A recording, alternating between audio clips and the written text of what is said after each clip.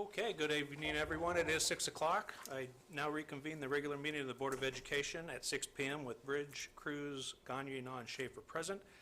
Before we begin, please silence all electronic devices and note that these proceedings are being recorded and streamed live on the district's YouTube channel. Pat?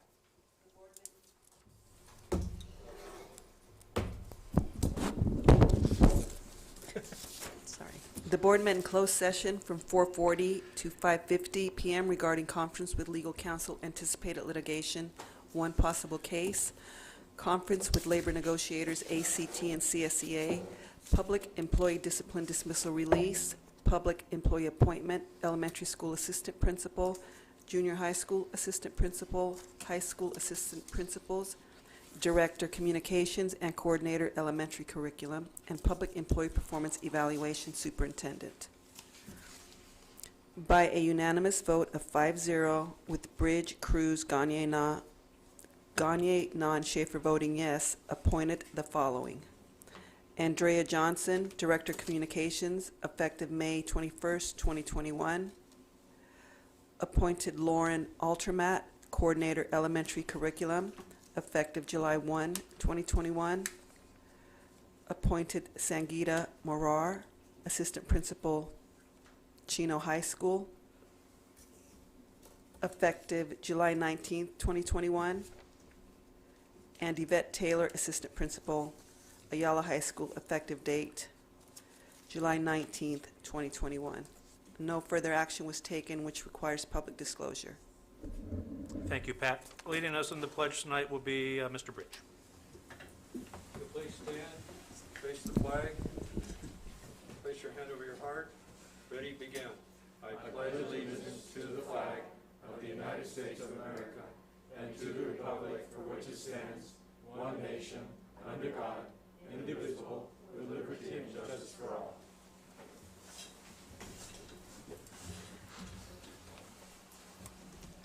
Thank you, Mr. Bridge. Moving on to item 1C, presentations. Our first presentation this evening is the Julie Gobin Memorial Hit the Greens for Scholarships check. Joining us tonight is Mr. Tim Adams from School Portraits by Adams Photography.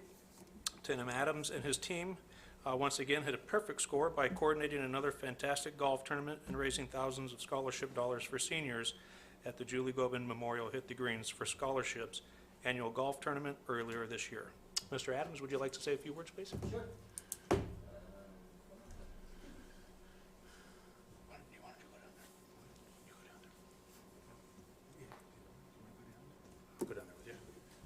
Dr. Enfield, thank you, and board, thank you for having me.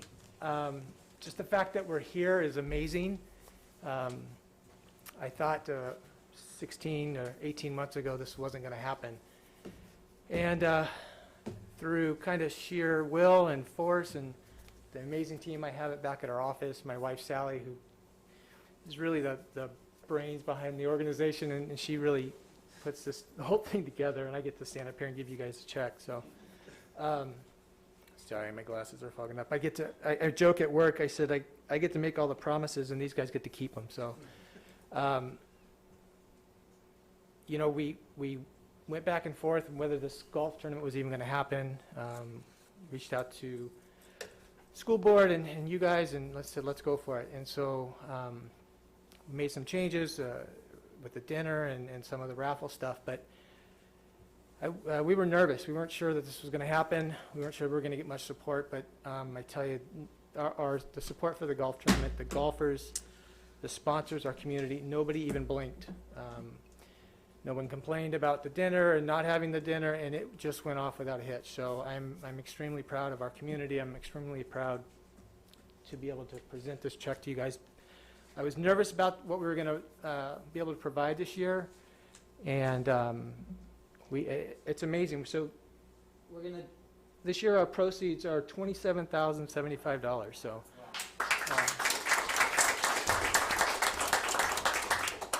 It's our 12th annual. Hopefully you guys will have us next year because we enjoy doing this, and it's a great day to be out in the golf course and get out of the office for a little bit. I don't know what protocol is for this, but Yeah. If we can get a photo. Gonna give us some money and stuff, yeah, That'd absolutely. be awesome. Thank you very much. If I can get a photo, would Yeah. that be all right? Yeah. You want to, I need these. we'll just, Yep. You guys make me look tall. I'm gonna put that in. Yeah. Perfect. Thank you guys. Thank you, gentlemen. Thank you very Appreciate it. much. Thank you for guys. everything. Thanks for all the support. We appreciate it.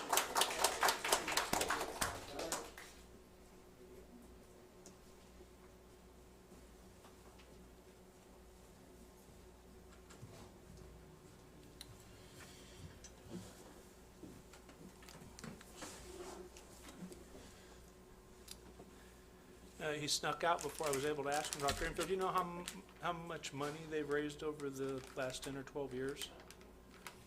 No, I don't. Hundreds of thousands? Yeah. That's fantastic. I Yeah. appreciate their efforts very much.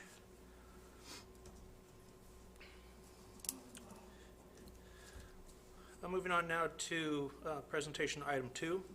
It's our final presentation for this evening, and quite honestly is one of my favorite presentations of the year. It is our military salute. I'm sure that the rest of the board and district in whole join me in saying that this is our favorite presentation. If you remember last year, the military salute also fell under COVID restrictions, but the team of communications found a way to honor our military-bound students despite the coronavirus by producing a unique video of these young men and women. Unfortunately, we are still in the same position of not being able to honor these brave young men and women in person, but we will still recognize them and their commitment to our service. So if you're ready, let's please begin.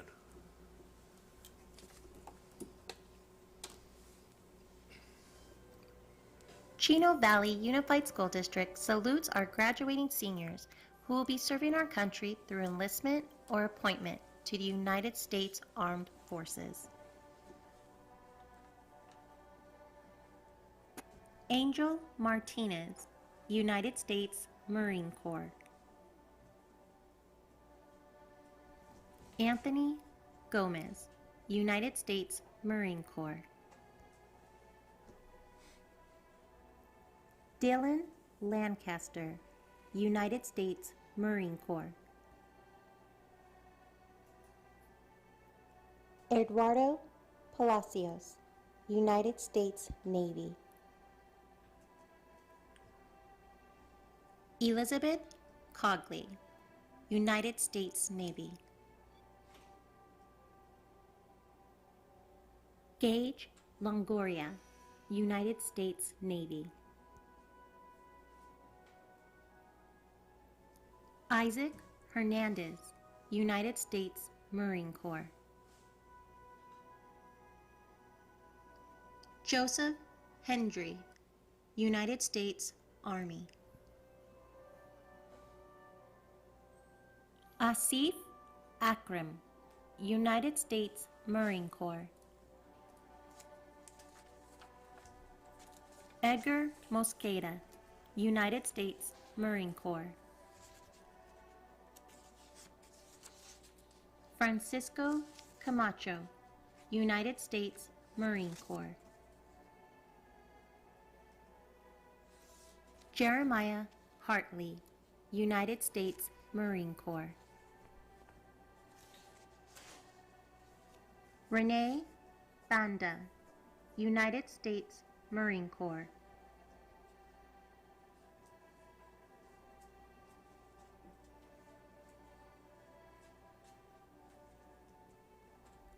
Jaime Esparza, United States Navy.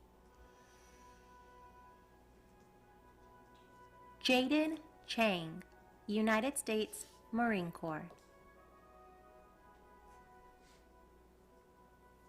Nathan Rios, United States Marine Corps.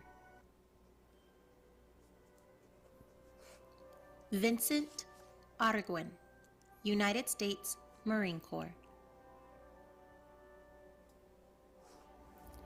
Chris Ng, United States Navy. Eric Gonzalez, United States Air Force. Lene Nembhard, United States Navy. Sebastian Toledo, United States Marine Corps. Brandon Abril, United States Navy.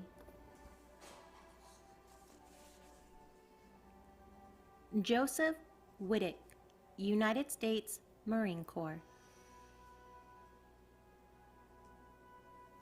Thank you all for your service and congratulations.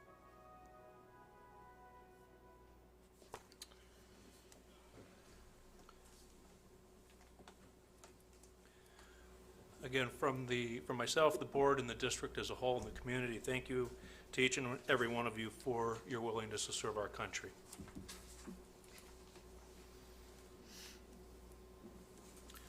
I'm going to move on to item 1D, comments from our student representative, Justin Rendon. There you are, Justin. Hey, this is your last time, man.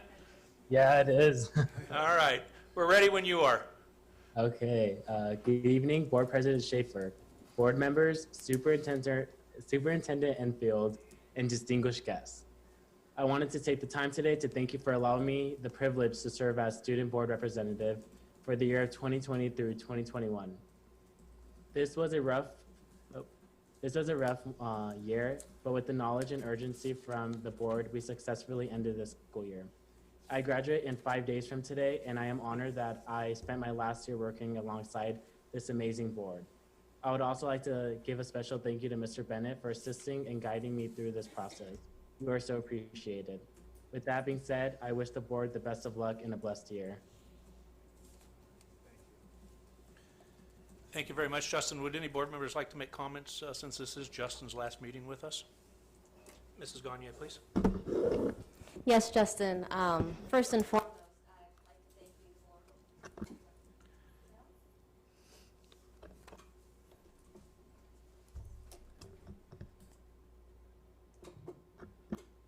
All right, let's do that. Like problems last evening, too. Justin, I'd just like to thank you. I've noticed that you have zoomed in from many places, and I can tell you've been juggling a lot this year. And what an unprecedented year to be our student board member. But I want to thank you for your dedication, for your reports out from the various campuses. And I just wanted to wish you, since we weren't able to be here in person, good luck with whatever you do next. Thank you so much. Thank you so much, Ms. Gagnier, for everything you've done for the schools and students. I really look up to you on the board, and I just want to say thank you, mostly because you've done so much for the students, and I like how you give us a voice. So thank you very much. Mr. Na, please. Yeah, thank you, Justin. It was sad that we couldn't spend time with you personally, but as I have told other students, just like me myself, is a setting sun, but you're a rising sun. We see hope in you, and we see hope in this country. Thank you for your servant leadership.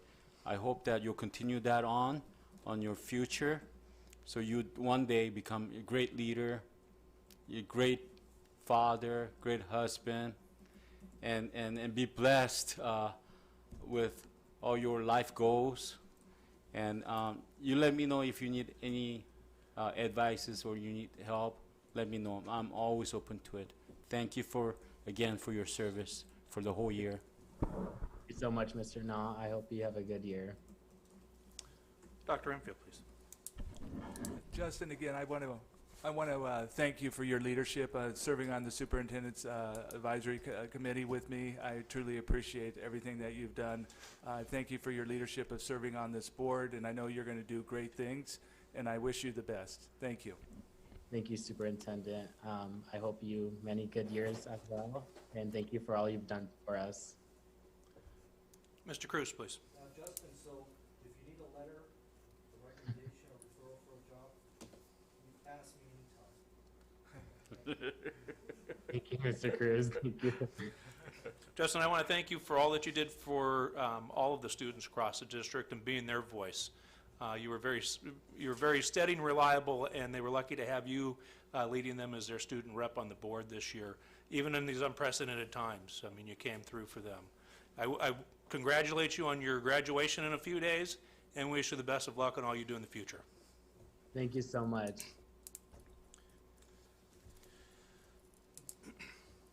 Okay, we'll now move on to comments from our employee representatives. I see Ms. Walker from ACT, please. Good evening, President Schaffer, board members, Superintendent Enfield, district staff, and community. I just want to chime in and say good luck to you, Justin. Thank you for all your student leadership, and good luck in the future. On behalf of the association, I'd like to congratulate all the seniors who've chosen to start their journey with the U.S. military. We wish them well. And speaking of graduating seniors, for the past few years, ACT has been awarding scholarships to the dependent seniors of our members.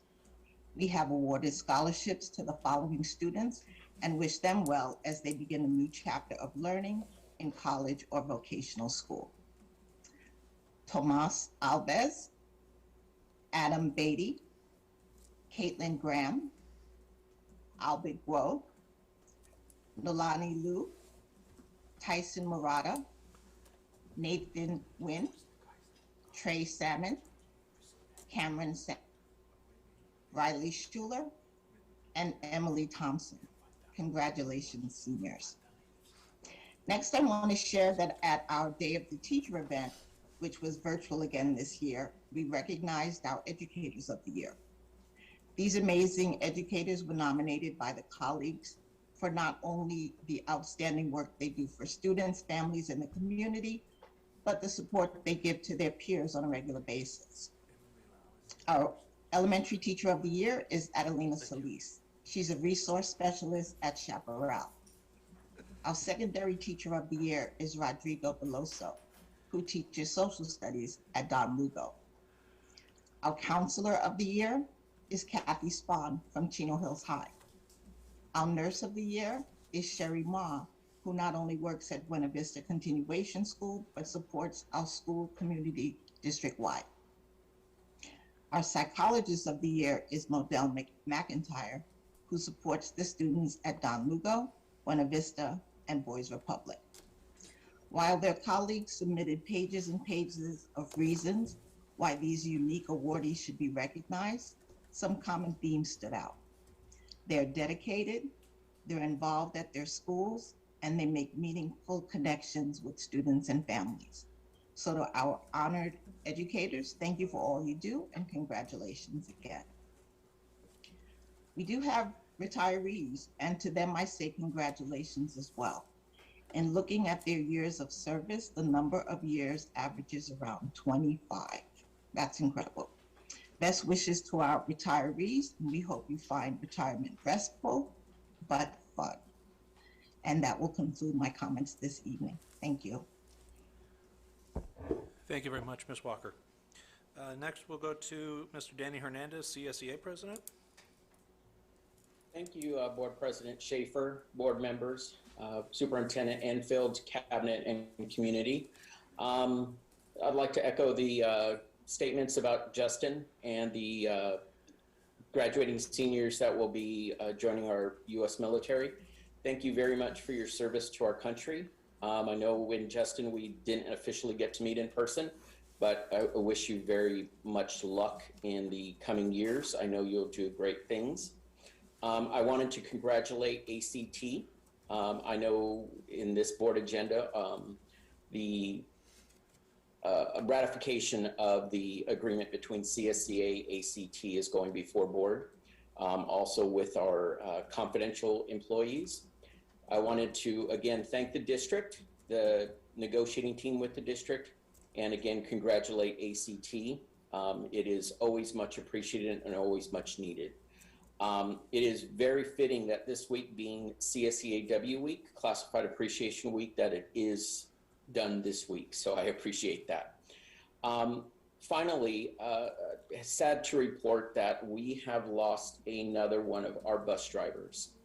Elizabeth Moreno passed away last Friday.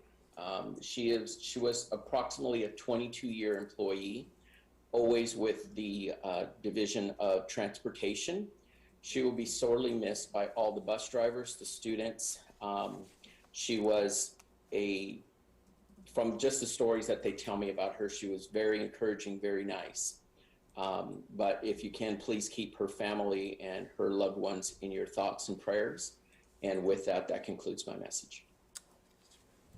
Thank you, sir, and sorry for your guys' loss. It's a loss for the entire district. I believe we have Miss Emily Lau standing by there, Vice President of CHAMP. Yes, feels good to be here. Welcome. Good evening, President Schaffer, school board members, cabinet, and Chino Valley community. I'd first like to start off by congratulating Canyon Hills Junior High School.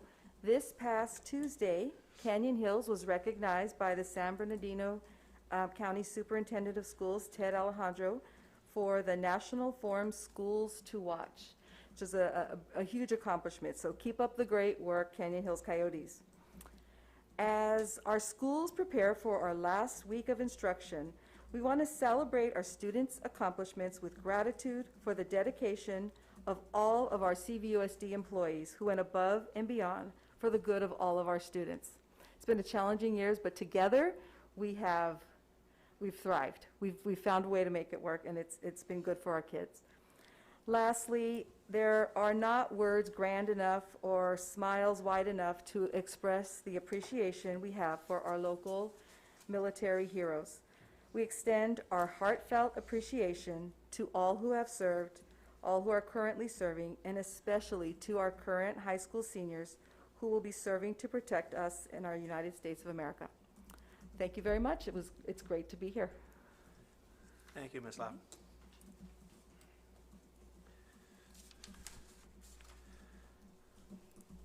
Move on now to item 1F, comments from the audience on items not on the agenda. We are not comments on items not on the agenda. As noted in the public advisory posted in the agenda, email comments are no longer being accepted as we have returned to in-person protocols. Pat, are there any requests to speak on non-agenda items? 4 requests to speak on non-agenda. Speakers will be called in the order the request was received. Please listen for your name and be prepared to approach the podium. Any comments on agenda items will be accepted during consideration of that item.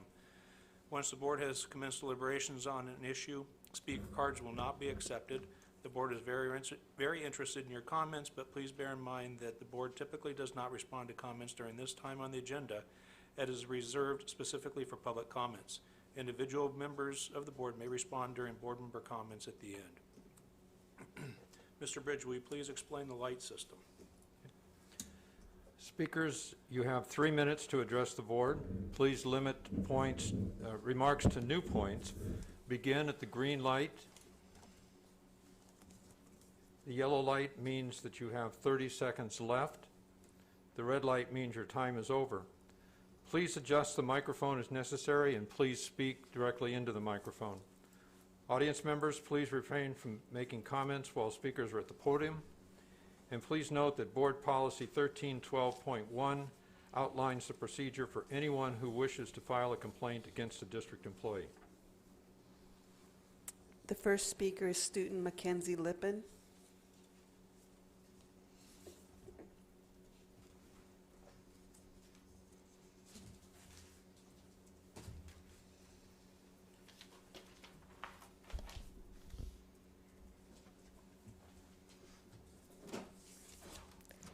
I would like to start off by saying thank you for opening in-person meetings. This way you can see my face and hear my voice. My name is Mackenzie Lightfan. I am 11 years old and I attend Liberty Elementary. Us students want no masks for next year. They are causing us daily headaches every day. Have you ever ran outside for 10 to 15 minutes in 90-degree weather with a mask? Probably not. Let me tell you how horrible it is. You feel like you're going to faint and pass out. It's hard to breathe and catch your breath. Do you get mask breaks throughout the day? Most like you get some type of break from your mask. We don't. We get in trouble for having it below our nose. We must have it above our nose because if not, we get yelled at for trying to breathe. This is a land of liberty and freedom. These masks are not liberty or freedom. They are control symbol. For our health and safety, please make masks a choice for next year. No mask mandate. Lisa Fraga.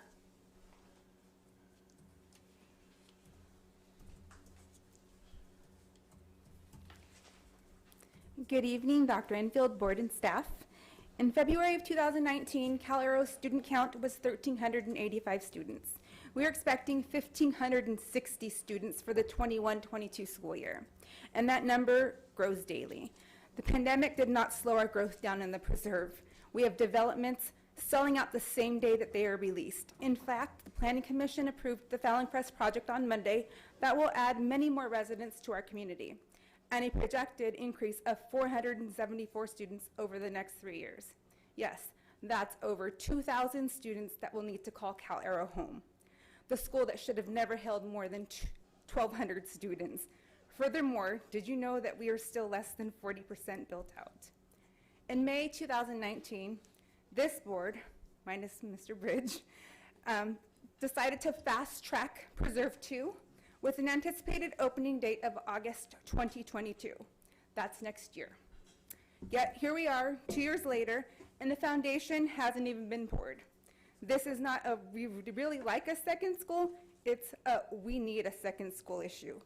Now we are told the delay is over contract verbiage because Lewis wants to make sure you'll actually build a school on the land they sell you. Well, is that truly unreasonable? You don't exactly have the best track record for building on land that you acquire. I can't say I blame them. When asked for all the families moving into the preserve were supposed to send their kids to school, Mr. Schaffer recently replied, well, they don't have to buy homes there. We pay extremely high taxes to live in the preserve. The voters passed a $750 million bond because they trusted you, our elected officials, to do what's right for our children. You don't get to pass a bond for $750 million and then string us along and not give us our school. I understand that closing schools in developed areas isn't ideal, but how can you justify operating schools with total counts of only 350 students and then turn around and potentially bus our kids in the developing area with nearly 1,600 students? If you think you have declining enrollment now, let me tell you, many of my neighbors will drive their kids to private or charter schools before you stick their kids on a school bus past their home school. That's just a reality. We have the means and resources to do so, but please don't let it get to that point. We love our school, we love the camaraderie, we love our teachers and staff. Please make Preserve 2 an agenda item at the next meeting. Lastly, I know you'll be voting tonight whether or not to extend the school day. If you truly want to get the students the help they deserve to catch up, give them one-on-one intervention, and bring back the instructional aide and coach positions you eliminated. Give the teachers the raises they deserve without any strings attached. Thank you. Mansa Lippin.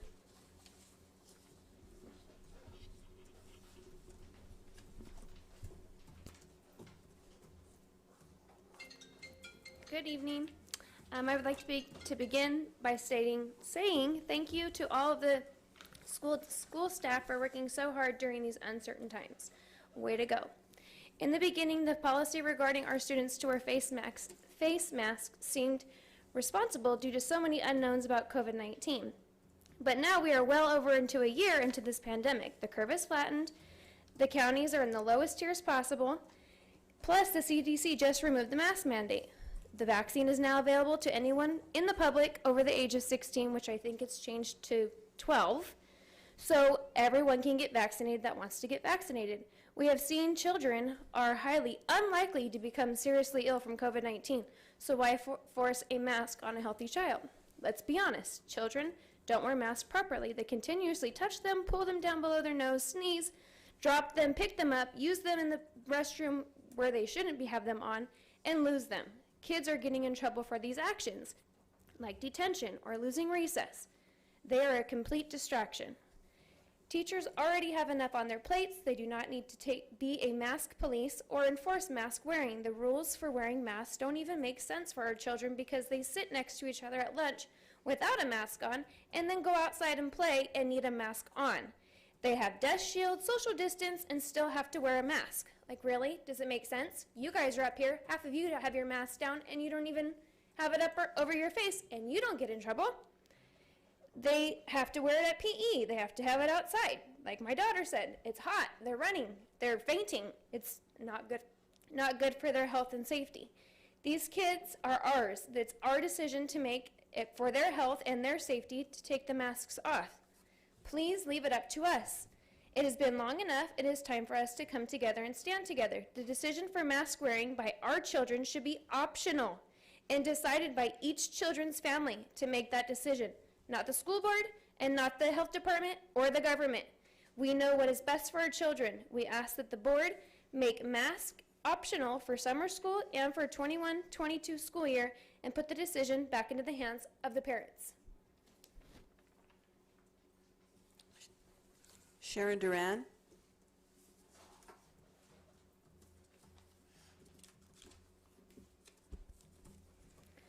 Here we go. Good evening, Board Superintendent. I actually wanted to share an email that I sent to Mr. Cruz, and I wanted to speak on that about the last meeting. As far as, I know you work on a school campus. Is your school campus maskless?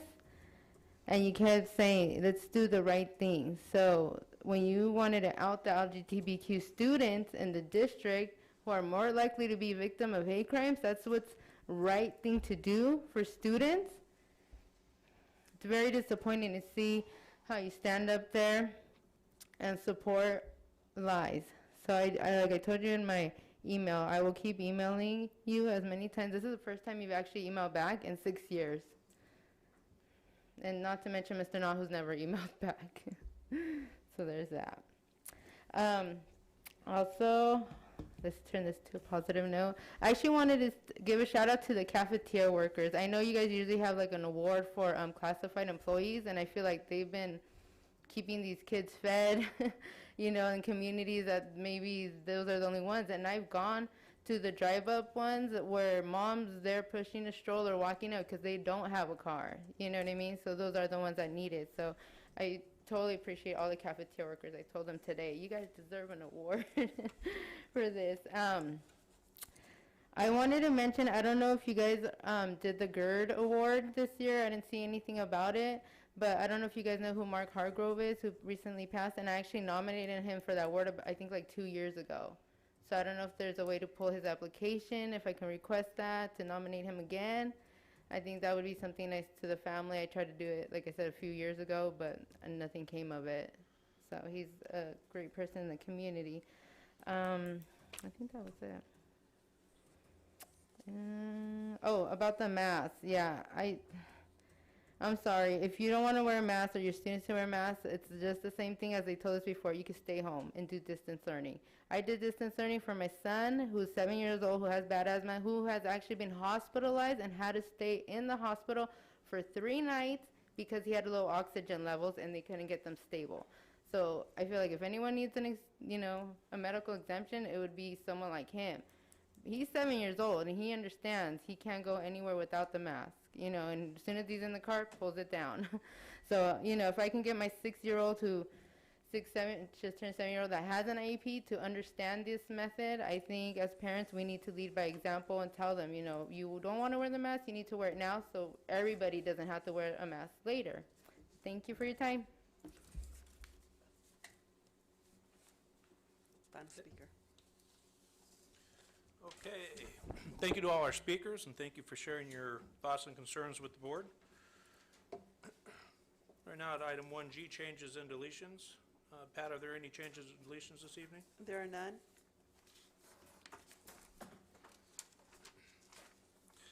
Okay. Normally we'd move on to section 2, which is action items. I'm going to go a little out of order this evening and move to consent items in section 3. We are now at consent items. Pat, are there any speakers on consent items? There are none.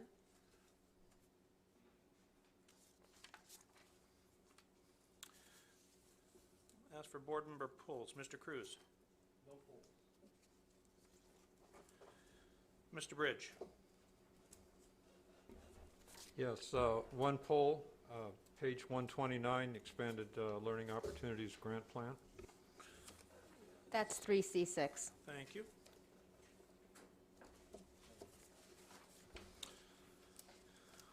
Mr. Na, any polls? I have no polls. Mrs. Gagnier? My pool was already pulled.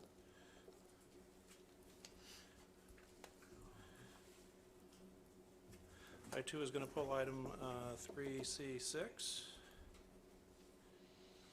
For the remainder of the consent, may I have a motion? So moved. Second. The motion by Mr. Na and the second by Mrs. Gagnier. All in favor? Aye. Aye. Aye. Any opposed? Balance of the consent calendar passes with a vote of 5-0. We'll now go to page 129.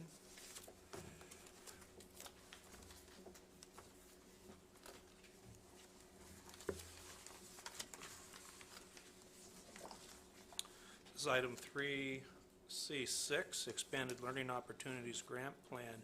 May I have a motion? So moved. Second. The motion by Mr. Na and the second by Mrs. Gagnier. Comments, questions from the board? Mr. Bridge, you pulled this. Would you please start?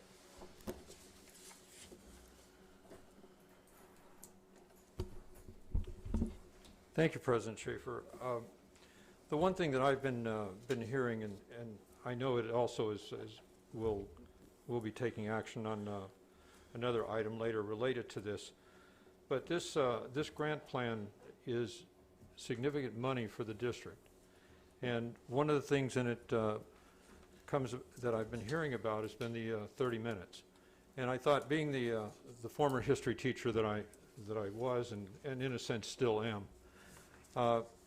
I remembered in my memory bank the second year that I came to this district over at Don Lugo High School. In 1983, for the past 37 years, we've been living under this. In 1983, the legislature passed the Hughes Art Educational Reform Act, which was SB 813 at that particular time.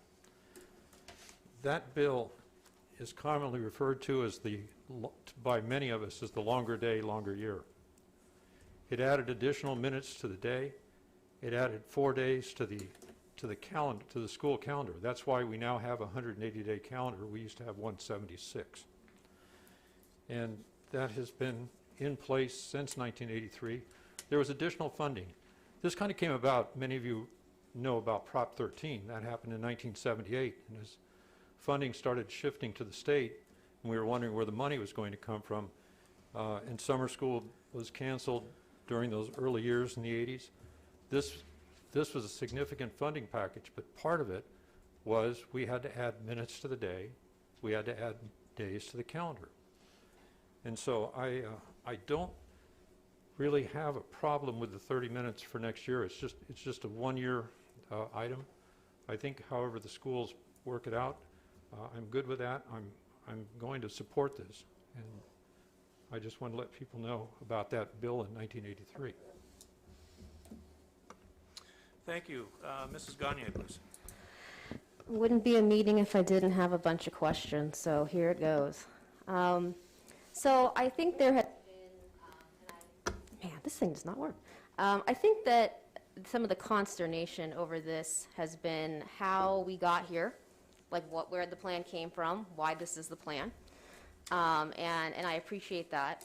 I'm going to ask my questions one by one, if you will allow me, President Schaffer. But one of the concerns that I have is, and I appreciate in a grant application, I'm sure this is a template from the state, and we are trying to be precise and quick and apply.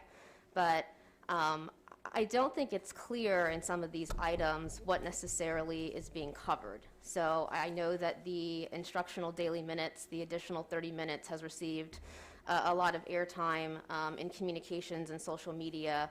But I want to zero in initially on item number 2, which is accelerating progress to close learning gaps through the implementation, expansion, and enhancement of learning supports. And sub-item A says provide intervention teachers and paraprofessionals. Dr. Enfield, can you maybe describe with more detail what that means. If we, were to get this grant money, what does that mean in terms of the number of intervention teachers and other professionals that will be on our campuses next year? So at the elementary level, there'll be an intervention teacher at all 22s, the 20 elementaries and the 2K8s for interventions during the school day. And then we'll look at a case-by-case of where we need to add additional classified staff to help support. And my next question relates to item number 3, which is integrated student supports to address other barriers to learning. And sub-item A says increase technology integration through the use of ViewSonics. To me, if I were to read this just, sort of glancing at it, it seems like we're buying a bunch of TVs. So I just kind of want to get a better idea of what technology integration and why this is useful. I would presume that we have had the ability as a district to outfit some of our classrooms with these technologies and not others through the Measure G and other means. But can we go into a little more detail of what that would cover beyond just the ViewSonics? I'm going to turn to my staff on that one because they have the ViewSonics are to be used in the classroom as a way of engaging kids. But I know I'm going to turn over to Dr. Park because I think they have a better idea of how many are being deployed because they've been working on that.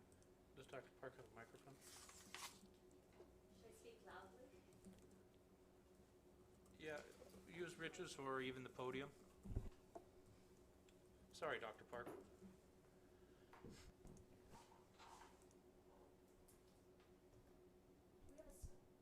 We have a small number of classrooms in our district that have been outfitted with the ViewSonics. What you're seeing here are ViewSonics. The birth of ViewSonics came into play from the recommendation of our Techsploration Committee, which is comprised of teachers and classified staff. As a result of the pilot, they determined that the use of the ViewSonics in the classroom increases engagement with the students.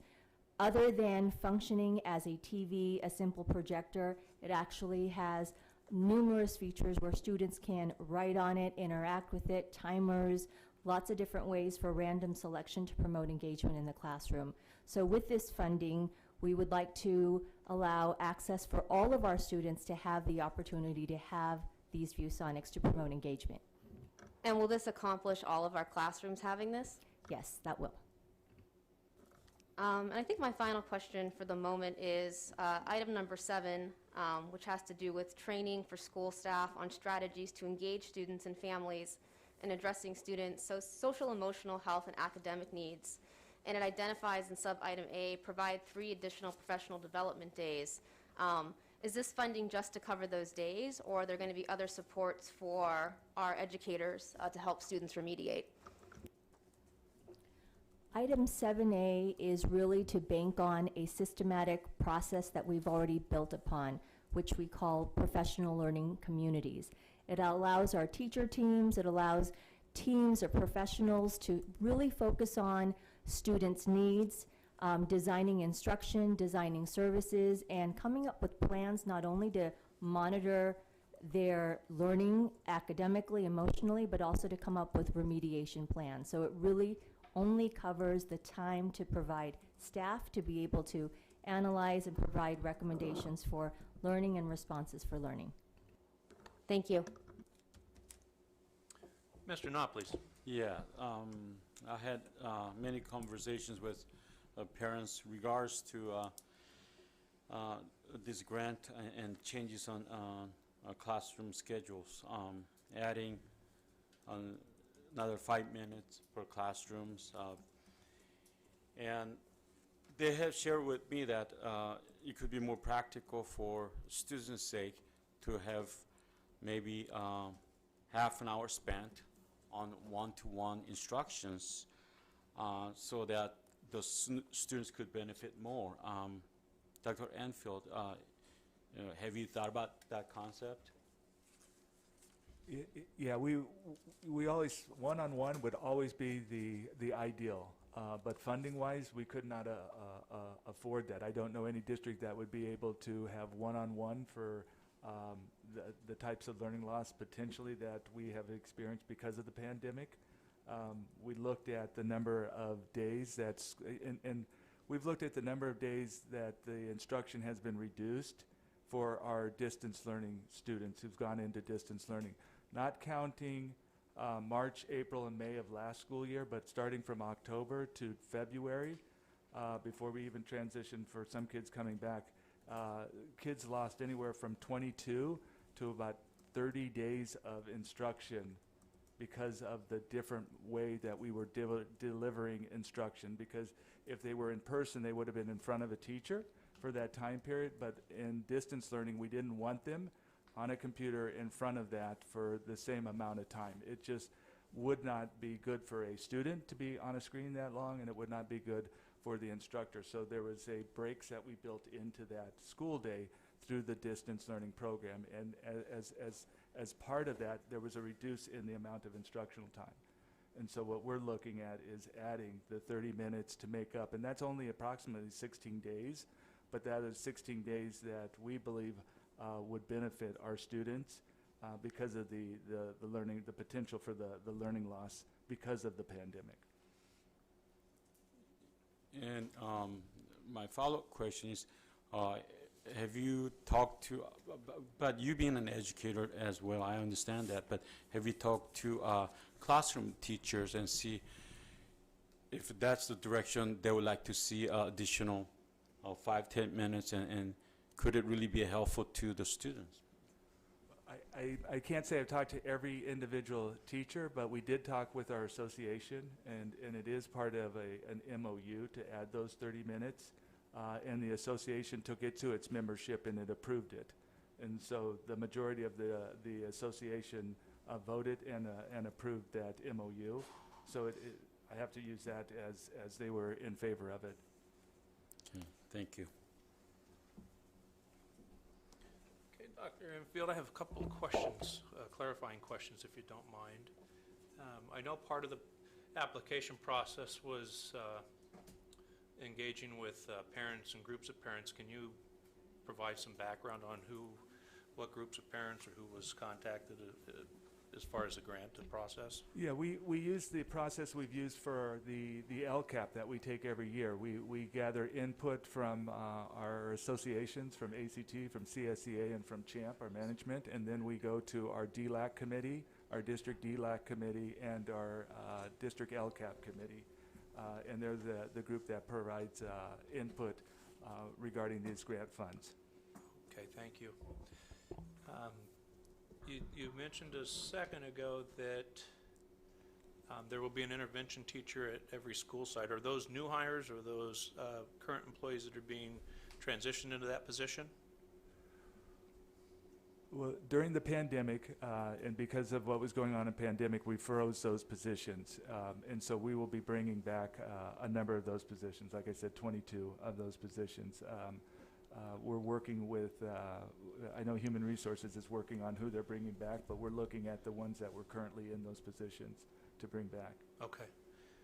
Is it fair to say, and I don't know because it might be a little different in education, with this being a one-year program and funding for 1 year, I would assume that there's concerns and thoughts that we need to really consider before we hire additional staff for funding reasons past the grant process. Is that an accurate? Restate that question. I mean, if we went out and hired, say, 25 new people, instructional aides and people for instructional teachers or whatever, when this grant expired and the funding went away, would the district still be, would we be overstaffed then with those people? Well, that could always be a potential, but it becomes priorities for the district. Okay. Because your priorities will set your budget for you.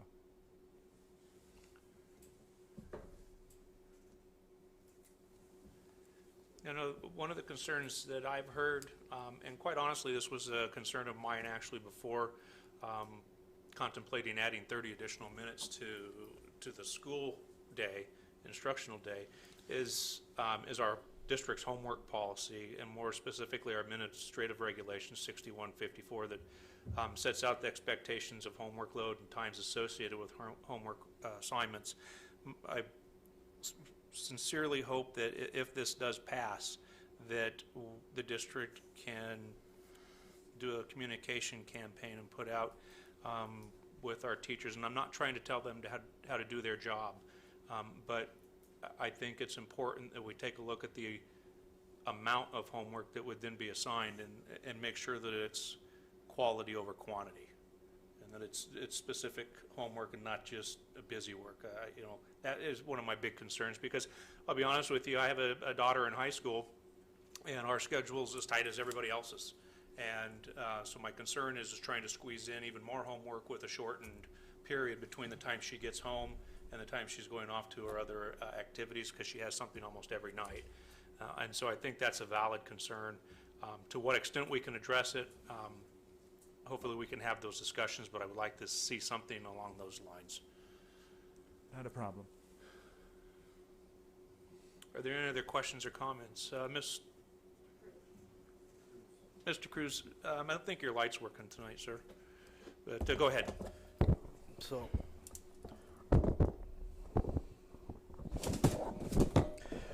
across the board, 5 minutes per class, and then I asked myself, will that improve learning? And honestly, I don't know. I don't know based on my experience in education. I imagine my mind, backpacks going at the beginning of the classroom, being placed, some teachers more relaxed than others taking it serious because they have that extra time to make a difference, others really using up the time for who knows what. Then ask across the board for all students. Those students that need it more, maybe it might help those students who don't need it. More time doesn't mean more learning, but more time can mean more learning. I know for me personally, experiencing kids that when I see Avid being so serious about their education, the ELA, Foster, special ed, yeah, I think there should be more time, but not everybody should have more time.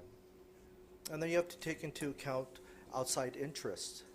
So I get uncomfortable with just this across the board that give everybody time. That's the problem I have. And 5 minutes, I don't know what to think of that. I don't know about the research, but I bet you the research is going back and forth. Maybe some say it's great, others say it really doesn't make a difference. And like I said, there's independent kids that are doing really well. Why should they be extended? Let them ride on like how they've been doing. And so it's difficult for me, and I would just have to, well, that's how I feel. Thank you. Mrs. Gagnier, please.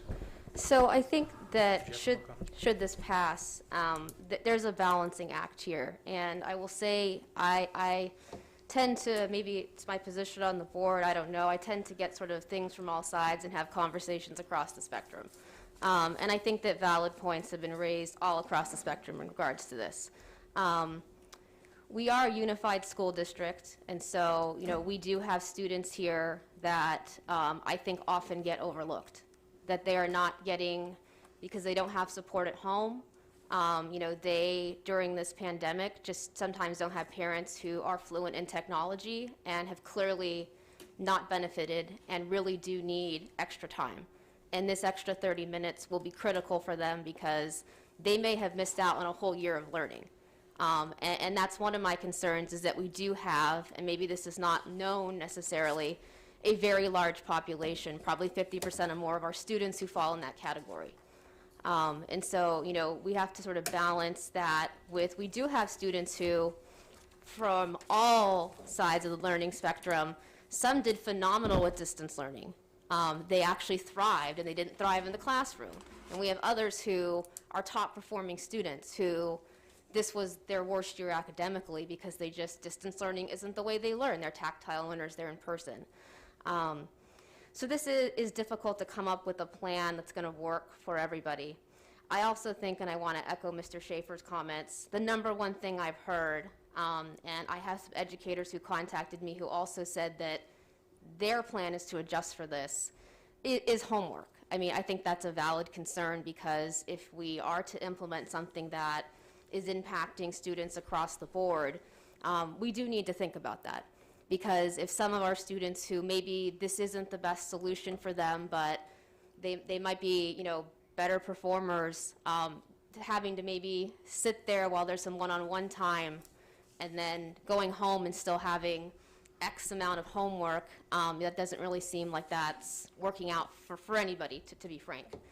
So what I would ask is, and again, I'm not here, I'm not an educator in this district, you know, telling someone to do their job, but I really do think that in implementation, that needs to be considered and communicated and endorsed, that people for this year, given the unique circumstances, reevaluate what they're assigning outside of the classroom. I think that is absolutely critical, and approving this doesn't mean that doesn't happen. So I think a lot of times one of the issues in this district, and what I'm going to say right now probably surprises no one, is communication.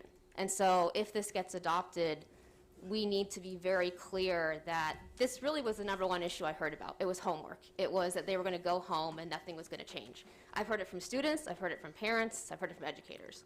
So if that really is one of the core issues and concerns, I just want to make sure that's meaningfully addressed, because oftentimes we pass things here, and I do think the board needs to follow up on this.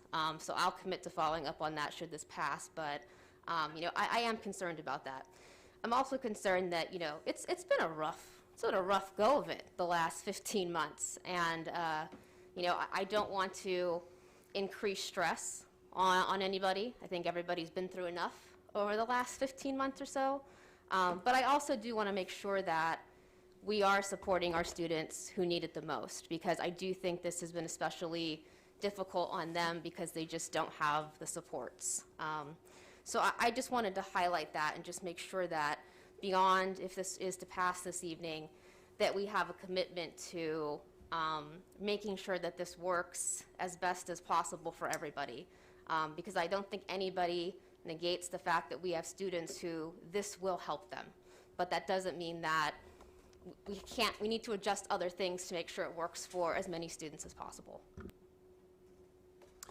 Mr. Knopf, please. Yeah, I strongly support adding instructional aids, especially those primary grades classrooms, because they do need lots of help, and there are populations that will really need extra care, and focusing on them for this grant would be absolutely a good deal. However, the parents have shared with me that they just received the notice a week and a half ago, and would have to adjust their entire schedule, including the working schedule. Was not really good for the family, and they don't have the full support of understanding that extra 5 minutes would change their education value. I don't know if this grant handcuffs us to extend the minutes. Does it do that, Dr. Anfield? The district comes up with a plan and submits that to the state. So it doesn't, if the board chooses to vote this down, then the board votes it down, and then it has to determine what we're going to do to fill the other, you'll have to come up with another plan to spend that money. Is it possible we could pull this item and have another meeting in few days? You'd have to do it by June 1st, I think, is the day that it needs to go to the county, correct? Yes. Yeah, I'd like to ask if I could get consensus, or second, if we could pull this item and get more inputs and see what other districts are doing, and see what's the best for our students and their education as a whole. If a few more days doesn't kill us, I think maybe we need to do that. Sure. You know, one thing that did kind of bother me, and I had to apologize to a parent, and that is, this is a big thing when you really think about it, adding time in a class.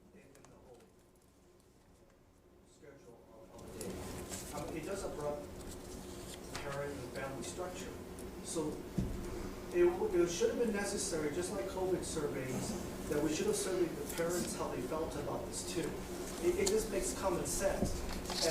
And when that parent told me, I felt a little bit embarrassed because she was right, because I was thinking about me now. I wouldn't like it myself either.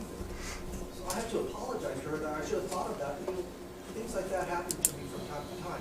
So what Mr. Nuss said is true. I think if we notified the parents, none of this would have happened. It would have been modified and changed up, and then parents would have been much happier. But because they were left out of the cold, I don't blame them being a little bit, you know, upset. So it makes sense. It makes sense. So I second that motion. Okay, if I could then interject real quick, gentlemen. We have a substitute motion by Mr. Na and a second by Mr. Cruz to pull the item. Do we have comments or discussion on the substitute motion? It's not debatable. You need to vote to see if it's going to be pulled or not. Okay, then we will vote on the substitute motion. We will do a roll call vote. Mr. Cruz? Yes. Mr. Bridge? No. Mr. Na? Aye. Mrs. Gagnier? And I'm a no. The substitute motion fails with 2 ayes and 3 noes. We will go back now to the original motion, which was the Expanded Learning Opportunities Grant Plan. I see that Mr. Bridge, please. My one question was answered by Dr. Enfield. It said it was June 1st if we did not pass this, when the deadline was for bringing it up. The other thing, I also tend to agree with the homework, that we need to take a look at it. It seems like in my educational career, and Dr. Park and Mrs. Fellows will probably correct me, but I think somewhere in the mid-90s there was a lot of parents who were advocating for more homework. And now the pendulum has swung back towards less homework. I think whatever we do with this, we need to make sure that we are doing the right amount, and Mr. Schaffer said it correctly, quality, not quantity. So with that, I'll yield back to the President. Mrs. Gagnier, please. Yeah, so I want to ask a process-oriented question, which is, Does he have comments? what parent feedback was solicited? And I'd like to have as detailed of a response as possible. And I asked the question, and I'll give the background for why I'm asking it. Is that I think that I don't disagree in principle with the motion by Mr. Na. So I want to be clear. I don't disagree with the principle of it. My concern is that we're now entering into a paradigm that I don't think is going to produce what we want, which is we're going to do something today, and then let's say we were to go ahead and say we're going to do a survey. Next week is the last week of school, and we have till June 1st. So we're going to conduct an entire survey, get the feedback, digest it, come up with a whole brand new plan, then come back to the board and get it in by June 1st. My concern is that that process is on this very tight timeline versus the first process, which was, from my understanding, engaging certain parent stakeholder committees like we do for all of our grant opportunities. And this was something that was not just sort of conceived off the cuff. And so my concern is that we're going to sort of rush in, and I don't want the district to miss out on grant funds. And this is not I'm not someone who we need to chase money, but the state has put this out there, and I don't want us not to take the opportunity to get what we need into the district. Like, I don't want to miss out on the opportunity to leverage these funds to help our students. And so, you know, that's just my concern, is that we end up in a rushed process, which potentially the outcome produces something else that many parents don't like. And, I mean, I think there's a high risk of that in 10 days. Mr. Cruz, were you trying to push your light? No, aye. Mr. Na, please. Yeah, my intention was not have a complete parent population survey done. That wasn't it. My intention was to look at other districts and compare and look at their plans, see if we could benefit the most way to benefit our students' education. It's not about the survey. If we had drawn out this plan and have given the notice to the parents in a week and a half time span, and saying that we don't want to rush, I don't know. I mean, our hands are tied. The June 1st is a timeline, but next few days will not kill us applying for that grant. And it's okay either way. As long as our student population gets benefited, it's a good thing. I support applying for the grant. It's just to how to use that grant to maximize the result of our education for our student population. And I just hope that we have the best plan, because other districts are, I'm sure, applying for this plan too, and if we would have some time to digest and compare and maybe improve our plan. The result might be the same, you know, increasing the time span, but there could be something that's a better use. And that was it. Thank you. Dr. Enfield, I have a quick question, and then I'll get to you, Mrs. Gagnier. The title of this is Expanded Learning Opportunities Grant.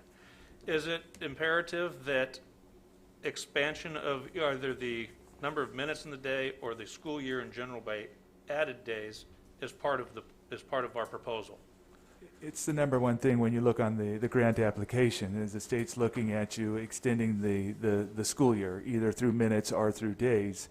That's the top priority. Now, that's a negotiable item with teachers associations, so they can't mandate it, but they can encourage that. And if you look at the grant application, that's the number one thing on there.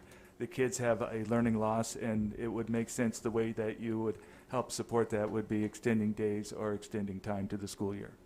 Is it safe to say then that if we didn't include either additional minutes or additional days at the end of the year, that we wouldn't be successful in receiving the grant? No, I believe you could ignore that and not do any of that, not extend the school day or the school year, and I think the grant would still probably be approved. But there currently, at least I can't think of any other way to somewhat guarantee that at least every student is assessed or taken a look at to see what, if any, interventions they may need. Some students may have come through this okay, and they're going to be fine, and they may not need anything, but I have a feeling that a large number of our students are going to need either academic assistance or social emotional assistance, and I don't know any other way to ensure that we are touching almost every student in the district. And I kind of look at it very simply that 30 minutes a day may be an inconvenience for a year. It's not going to hurt any student, but it definitely has the potential of helping a tremendous number of students in our district. And so, you know, for those reasons, I support it, because I can't think of any other way to make sure that we're assessing and looking at every student. Because some of them may fly under the radar if we don't do something like this, and we may not be able to assess them and get the assistance that they need. Mrs. Gagnier, please. Dr. Enfield, can you comment on either comparable districts and or other local districts and what their plans may be? I think other districts came up with the same list that we came up with, because there's only a limited number of things that you can look at when you're going to expand that. You can look at after-school tutoring. That's one that comes up. But when we sat down and we looked at that and talking with our groups, not every kid attends tutoring when you offer it to them. I can share with you our McKenty-Vento students. I think there's over 2,000 students that it's offered to every year, and we have about 2% that take advantage of that. Because there are restrictions and there's just barriers with families of why they can't or cannot stay afterwards to attend. By adding the 30 minutes, we're guaranteed that they're there for us to provide those intervention, and it's specifically the classroom teacher who's looking at their students and determining what they need to provide for them each day. So one day as a classroom teacher, I could see that my students seem to have a difficult time grasping these math concepts. So I can spend 15, 20 more minutes on that day going over those concepts to help them through that process. So it gives you that time, or it could be in some of the writings, or I could be pulling kids in small group instructions, but it adds that time for them to look at their formative assessments and give those students that opportunity. I don't think it's a time that we envision that it's to add more homework. Homework is an issue. It's always been an issue. But I hear the board loud and clear. We'll look at some things and bring forward to the board regarding that. But this is, it's guaranteeing that 30 minutes for our students. Mr. Cruz? You know, we changed our protocol because we know that this was something that the community felt that was important.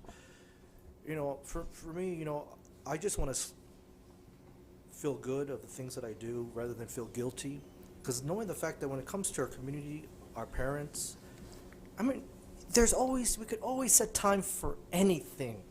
10 days, June 1st, it doesn't matter. We could do it if we believe in our community that when it comes to the parents and the children, that is the pinnacle of the whole entire system. And if we feel that there's something going off, that goes first. And you do whatever you can, and you could do it. It just, sometimes I don't know. It's just, I find this kind of odd sometimes. Any other questions or comments from board before we vote? Mr. Knopf, please. Yeah, one more concern of mine is that, you know, Sacramento has been changing many things, and not only in our curriculum, but they're trying to change our time scheduling. And plus, if we do that, and that's going to be only a year, and the next year we have to change the time schedule again for the whole population. And if we plan something, I like to see that our students receives the most benefit in a stable scheduling that is long-term. So thank you. Okay, anything else from board? We'll do a roll call vote on this. Mr. Cruz? No. Mr. Bridge? Aye. Mr. Na? Nay. Mrs. Gagnier? Yes. And I'm a yes. Motion passes 3-2. We will go back on track now to section 2 action items. We're at item 2A1, elementary school promotions. Board member Andrew Cruz recommends the Board of Education approve elementary school sites having the discretion to hold in-person promotion ceremonies for the 2020-2021 school year. Are there any comments, Pat, from the audience? There are none. I have a motion. So moved. Second. Actually, I have the motion by Mrs. Gagnier, the second by Mr. Na. Comments, questions, and discussion from board. Mrs. Gagnier, I see your light. I don't have like concern with this item, as in I'm not behind elementary school promotions. And in fact, I'm going to vote to endorse this item. I just do want to note, though, that this has been, promotions generally across the district has been a very tricky issue this year because the state has crazy guidelines for hosting events. So we have, I mean, we received as a board this like crazy schedule of all the high school graduations, and some of our schools are having 4. And then we got a crazy schedule of the junior high graduations. And the concern was that we were going to trip over graduation times. So that families that have children at all levels, they were not going to be able to attend a graduation for one of their children. So I just want to point out that there was some behind-the-scenes logistics reasons why this was not like a thumbs-up, move-ahead thing from the get-go. And my concern is, and I'm just voicing this, is that I'm a little concerned that now we are going to have a problem where, you know, and the promotions have to happen after school, or they have to be something that is compliant with the guidelines. I'm just hoping that as we have these, our families are able to adjust, because this is sort of last minute that this is going to happen. But I just want to note that, you know, this was not an oversight. I think that any time an educational goal is there, we need to celebrate it. That milestones need to be celebrated, because that really supports our kids in knowing that they they've achieved something. And when we don't recognize those things, I think that's problematic. But I just hope that we're able to logistically accommodate everybody, and that we don't have families who have to miss out on a promotion because of, you know, promotions crossing over one another. Thank you. Dr. Enfield, I have a few questions. Have there been any substantial changes in state or county guidelines or protocols or any of our district policies since the original recommendation was made that would warrant a change in recommendations? No, there has not. And the concerns were not necessarily just logistics. I think one of the major concerns that you and I discussed was the fact that we've worked for months to keep visitors off of our elementary school campuses, to keep those students as safe as possible.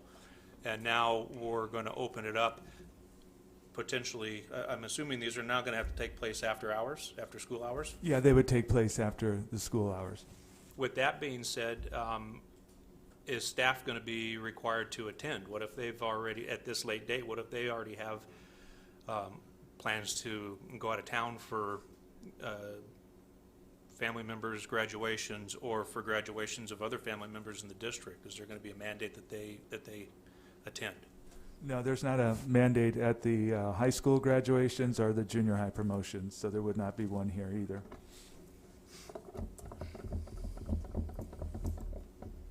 I think my biggest complaint with this item as presented is the word discretion. It is putting our site administrators in an unwinnable and unenviable position to be the ones to now have to make the decision as to whether or not they are going to hold these graduations. I don't think it's fair.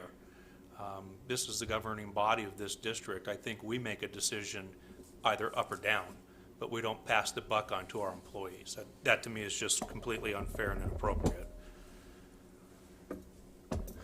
You know, I've spoken with several of our elementary administrators in preparing for tonight, and they're saddened that there are issues with having in-person promotions. They all look forward to them, but they've also all gone through extraordinary steps to make the virtual ones as meaningful as possible, and to also provide their sixth grade students with events throughout, you know, most of next week and definitely on what would be promotion day, to make sure that it is a memorable day for them. And I think that they've done an excellent job, and the ones that I've talked to, in mitigating this unfortunate situation. I will share this, that several of the administrators that I spoke with actually spoke with their sixth grade classes and asked them what they wanted. And interestingly enough, a promotion ceremony didn't come up. It was not in the top 5 answers. The number 1 answer across the board was just some free time to spend with their friends before they went on vacation. And I think that all of our elementary schools have accomplished that, at least all the ones that I talked to. You know, as unfortunate this is, my daughter missed her 8th grade promotion last year. I get it. These are milestones. They're important. To say that it's not going to be celebrated is inaccurate. It's not going to be celebrated in person. And, you know, that may be semantics for some people, but there will be a celebration. There will be a recognition of these students' achievements. And I think it's important that we take a look at the position that we're putting our site administrators in and our staff in now.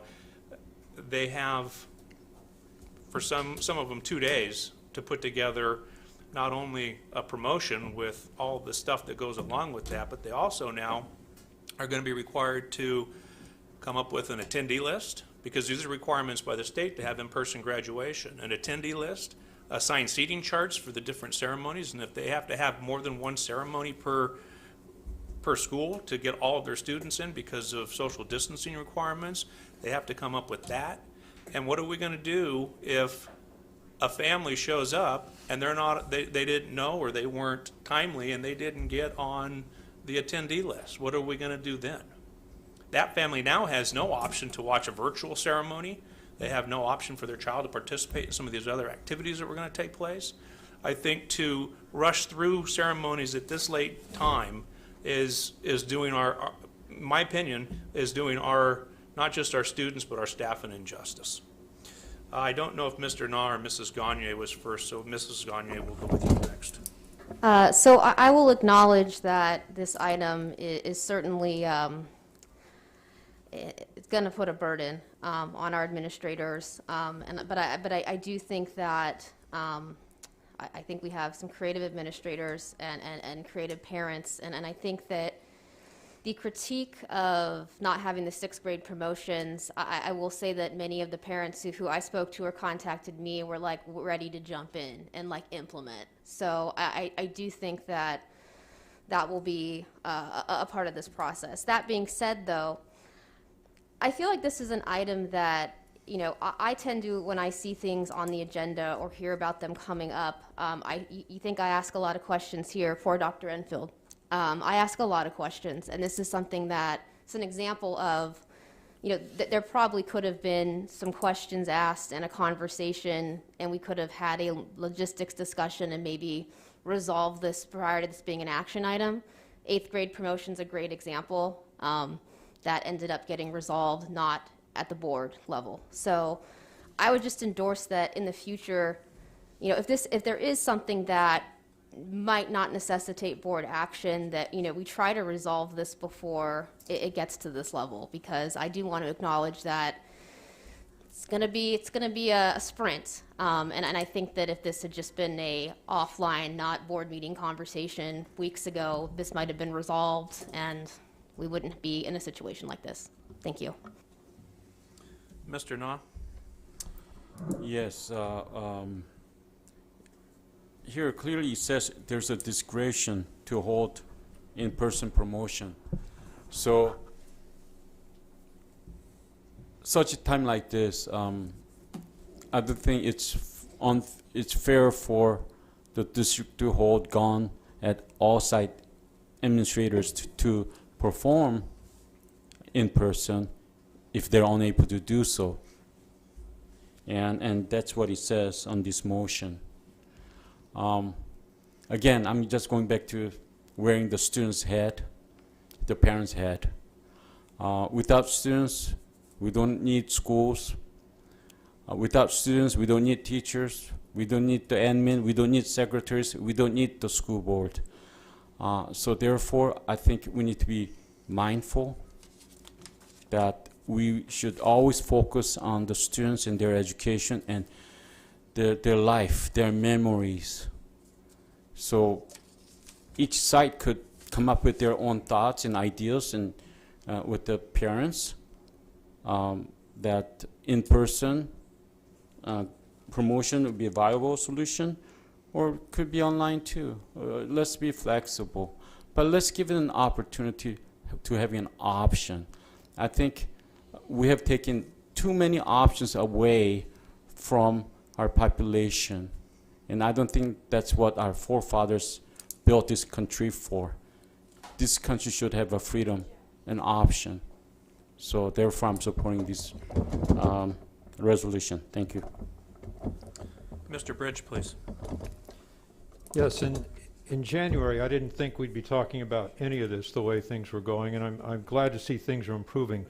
I was concerned also, like Mr. Schaffer, about the word discretion, because when we were first talking about trying to bring back graduation at the high schools, we were being told that the high schools were all going to do, you know, similar things. In other words, they weren't going to be deviating from what the other high schools were doing, except for how many ceremonies they were going to have. So what bothers me a little bit about this, and I can tell you that I've had conversations with Dr. Enfield as well, trying to figure out a solution to this, and we couldn't. And I think at this late date, I think it's just not really incumbent to put it on site administrators to figure out how to do this. I'm hoping next year, as we continue to work back to some sense of normalcy, and we're seeing a little bit of that tonight with the people in this room, that next year will be, you know, this will all be a thing of the past. But that concludes my comment. Mr. Cruz, did you have something? Yes. You know, Mr. Na, we both can help the principal. So any principal, Dr. Enfield, they need, we'll be there helping. I'm dead serious. You know, Mr. Na and I have been around kids, over thousands of kids, and probably that's why I'm positive, which is good. which is good. But let me say, nothing bothers me, hope. And I just could imagine the kids out there in the sunlight, the wind. It's just beautiful outside. And the experiences, because I remember things. A kid named James, blonde-haired kid. I remember walking. I don't have no idea what I was doing. And another kid, Robbie. I mean, these are memories. It's memories that stick to you, as old as I am. Hey, you know what's worse? What's really worse is having a kid wearing a mask for 6 hours. Now that is so screwed up, okay? Now that's one thing that's so disturbing. But these things, I'm telling you, just graduation with the parents and after that going out to eat. It's all about family and community overall. What else is there? Mr. No, so you and I, we could help the principals. Okay. Mrs. Gagnier, please.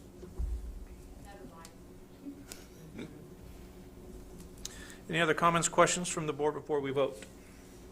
Seeing none, we are going to do a roll call vote on the item. Mr. Cruz? Yes. Mr. Bridge? Reluctantly, no. Mr. Na? Aye. Mrs. Gagnier? Yes. And I am a no. Motion passes 3-2.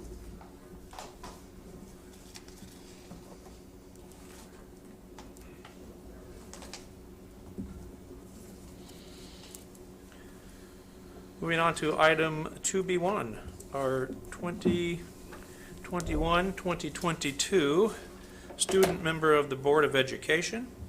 Recommend the Board of Education approve Esther Kim, who is with us this evening. Welcome. From Chino Hills High School as the 2021-2022 student member on the Board of Education and administer the oath of office. Pat, were there any comments? There were none. Board members, before we vote, please allow me to share some of Ms. Kim's accomplishments so far. Esther Kim is an incoming junior attending Chino Hills High School. Ever since she had first attended the California Association of Student Councils Summer Conference in 2020, her passion for youth empowerment has led her to do diverse work for youth, civic engagement, and education with the California Association of Student Councils, Generation Up, the Empowerment Collective, and her school's associated student body.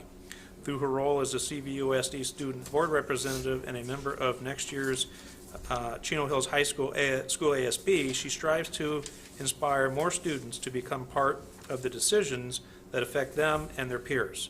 This coming term, Esther aspires to collaborate with peers to create a district-wide student union, make information more accessible to all through media platforms, host open forums to bring district administration, teachers, parents, and students together, and advocate for students of all races, ethnicities, genders, and socioeconomic backgrounds to support a community culture reflective of the student body's diverse needs and values.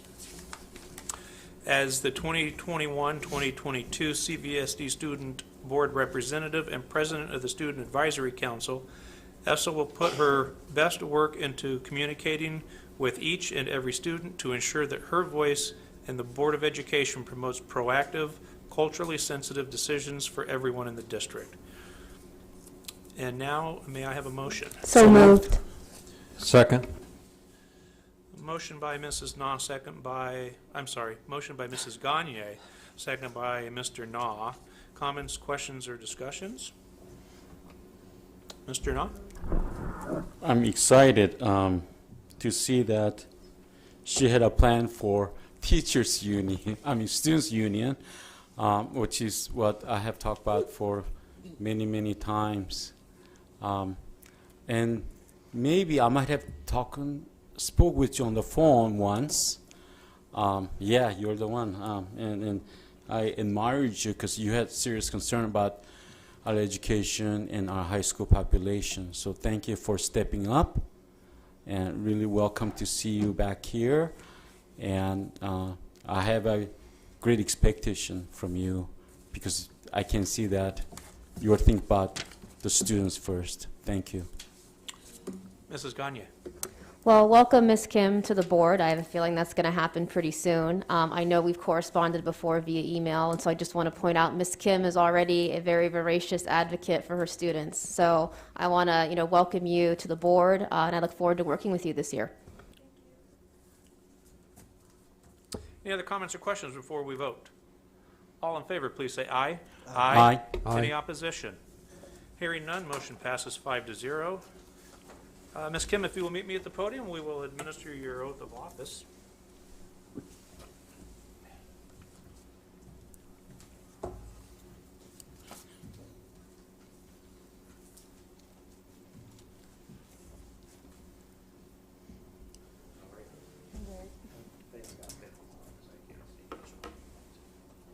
Esther, would you please raise your right hand and repeat after me? I, Esther Kim, I, Esther Kim, do solemnly swear or affirm do solemnly swear or affirm that I will support and defend that I will support and defend the Constitution of the United States the Constitution of the United States and the Constitution of the State of California and the Constitution of the State of California against all enemies, against all enemies, foreign and domestic, that I will bear true faith and allegiance I will bear true faith and allegiance to the Constitution of the United States to the Constitution of the United States and the Constitution of the State of California, and to the Constitution of the State of California, that I take this obligation freely that I take this obligation freely without any mental reservation without any mental reservation or purpose of evasion, or purpose of evasion, and that I will, well and faithfully discharge the duties discharge the duties upon which I am about to enter. upon which I am about to enter. Congratulations. Thank you. Go ahead and sign these real quick.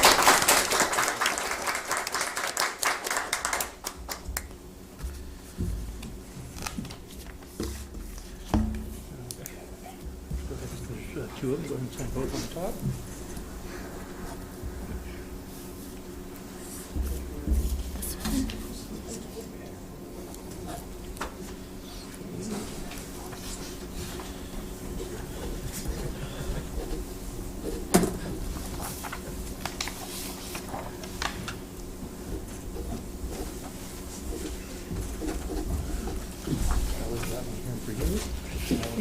And the microphone is yours if you'd like to say a few words. Great. To the President of the Board, Mr. Schaffer, members of the Board, Superintendent Enfield, Cabinet, and every one of our guests today, I want to start this off by saying that I am very honored to be standing in this position representing tens of thousands of Chino Valley Unified School District students.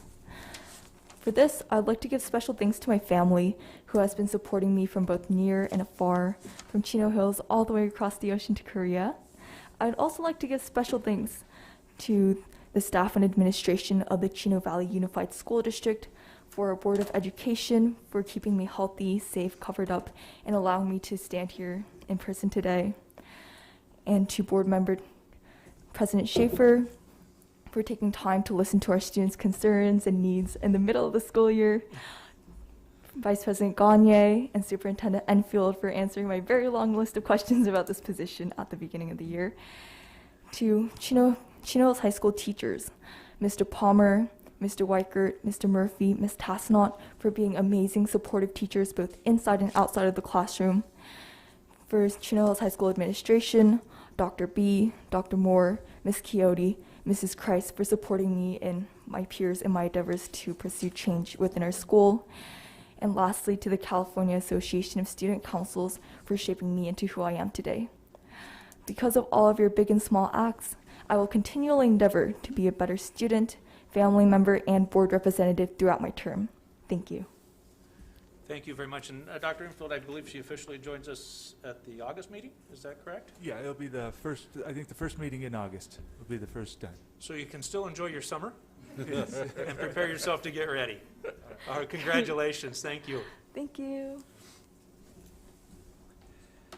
Okay, moving on to Human Resources, item 2C1. It's a public hearing and ratification of the tentative agreement between the Chino Valley Unified School District and the Associated Chino Teachers effective July 1st, 2019 through June 30th, 2022. Recommend the Board of Education conduct a public hearing and ratify the tentative agreement between the Chino Valley Unified School District and Associated Chino Teachers effective July 1, 2019 through June 30, 2022.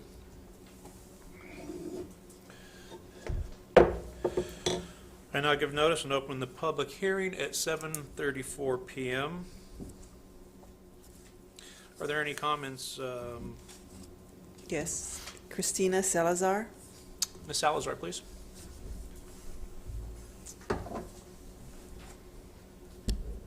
Hello, President Schaffer, Mr. Infield, board members. My name is Christina Salazar. I have twins that are 8th graders at Townsend Junior High. They'll be going to Ayala High School next year. And my concern is about the extended day for 30 additional minutes at school.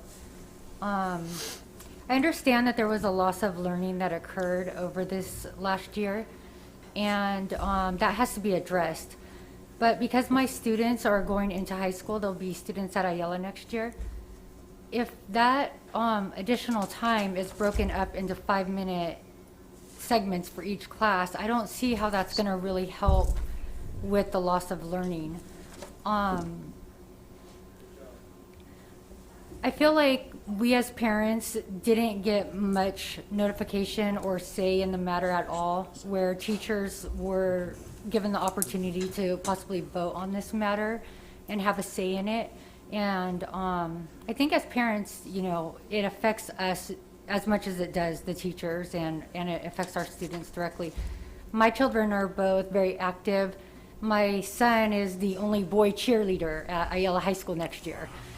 So, you know, he's going to be busy with that. My daughter, she plays sports and they're in AP classes. So 30 minutes taken from their overall day is quite impactful. 5 minutes per class, I don't think is going to make much of a difference. So I would suggest or recommend that you take a look at maybe making that 30 minutes cumulative and giving the students an opportunity to maybe have like a study hall where they could possibly do homework and have tutors available to them to help them on whatever subjects they're struggling with, like maybe a 0 period and like a 7th period, or something where it could be available to all students, and maybe if the students don't need it, it might not be mandatory, but available to everybody who needs it. And you know, there are some teachers who don't want extended days, and if those teachers who don't want extended days, you know, they might not be the people who are there for the extended 30 minutes. So I would just hope that you guys would take that into consideration, that how that 30 minutes is going to affect the older grade levels. And when it comes to the grant money for technology, and I think they were called ViewSonic monitors in the classrooms, I wonder if you could use that money to for technology more directly to the students. I know in Fullerton, my niece goes to a public school, junior high. She has a tablet that all her books are on, so she's not carrying a heavy backpack full of books. You know, maybe money could be used towards the students to have a tablet instead of carrying 5 or 6 books around all day versus having a monitor in the classroom. And thank you for your time. And also, can I just take a moment to say I really appreciate all of you so much, and the wonderful teachers of this district for letting our kids come back to school. I know a lot of children didn't get that opportunity in California, and it made a humongous difference, and thank you so much for that. Thank you for your comments. Any others, Pat? Sharon Duran.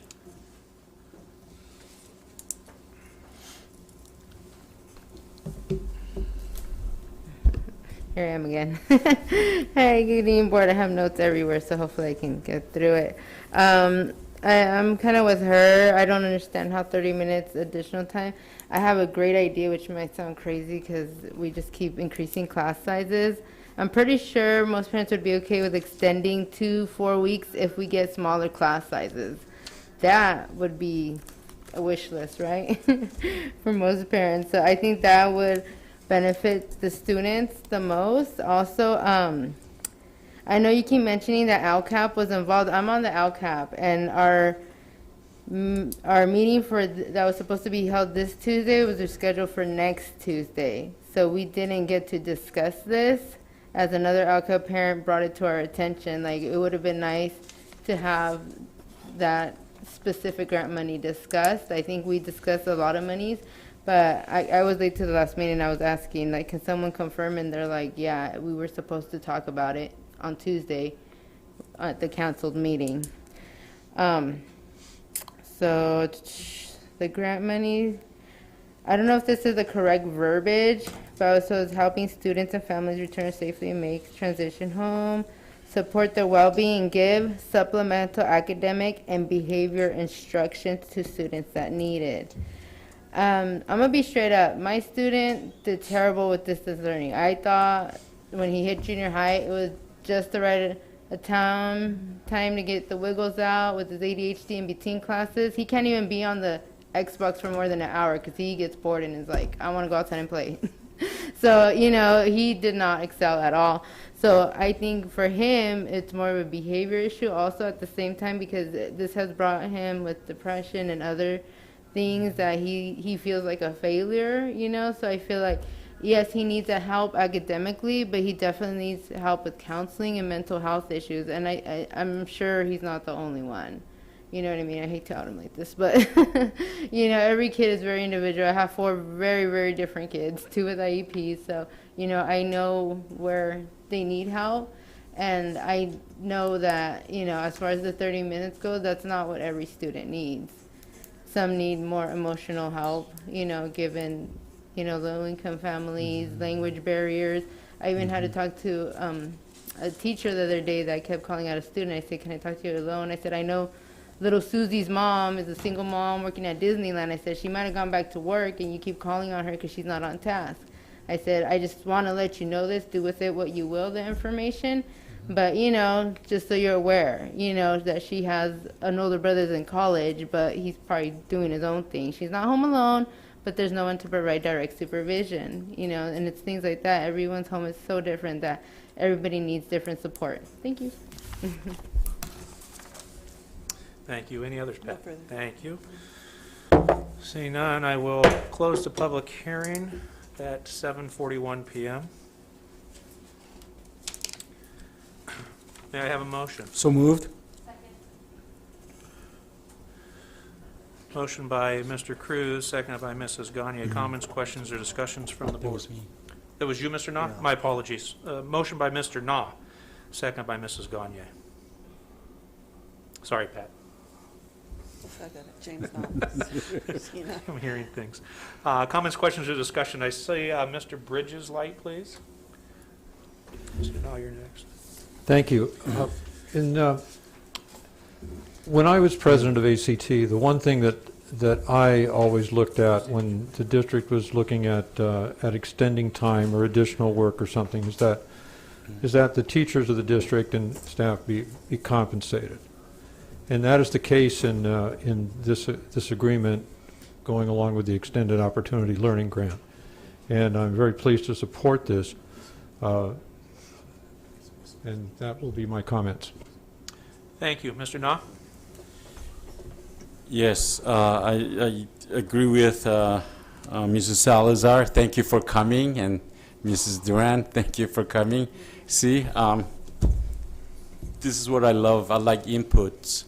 Mrs. Salazar talked about cumulative time for our students instead of broken down little minutes. And Mrs. Duran talked about smaller class sizes and more emotional help for our student body. And I appreciate those inputs, and I'm sure our staffs are listening. And hopefully when we're writing that grant, we could coordinate that and include it and somehow so that we could implement those on each school site so students really get the true help they need.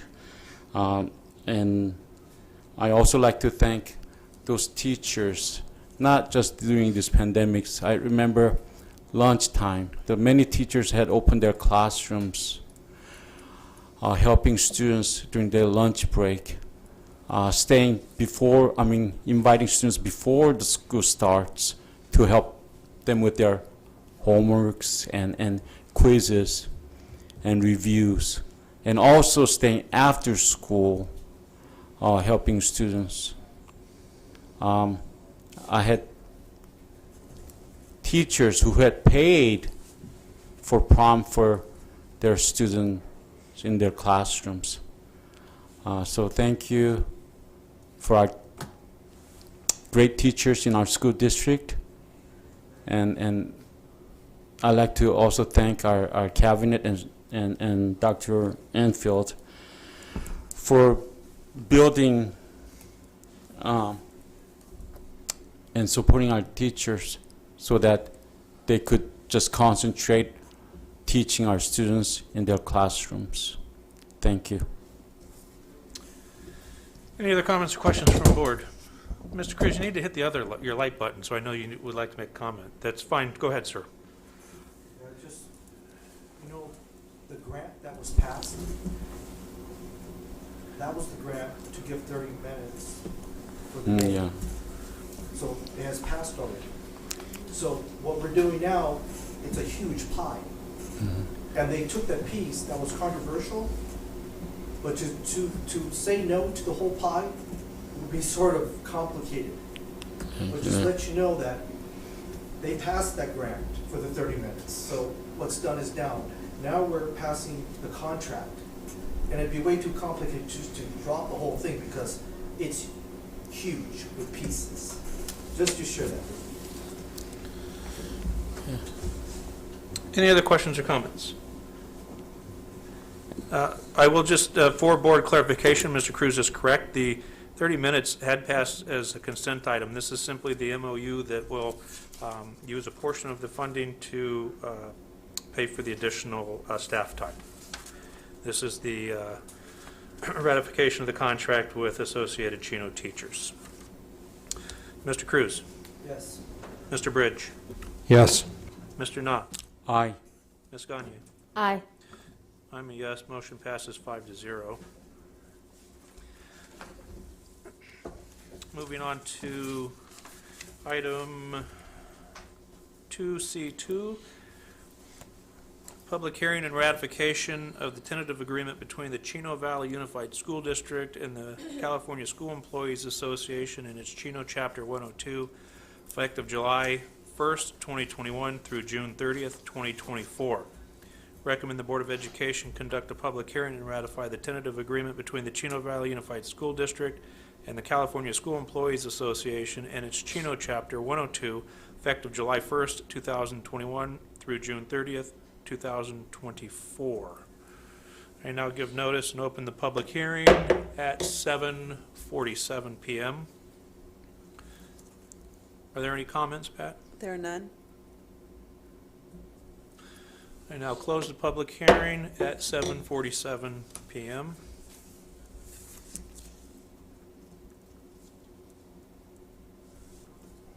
Now I have a motion. So moved. Second.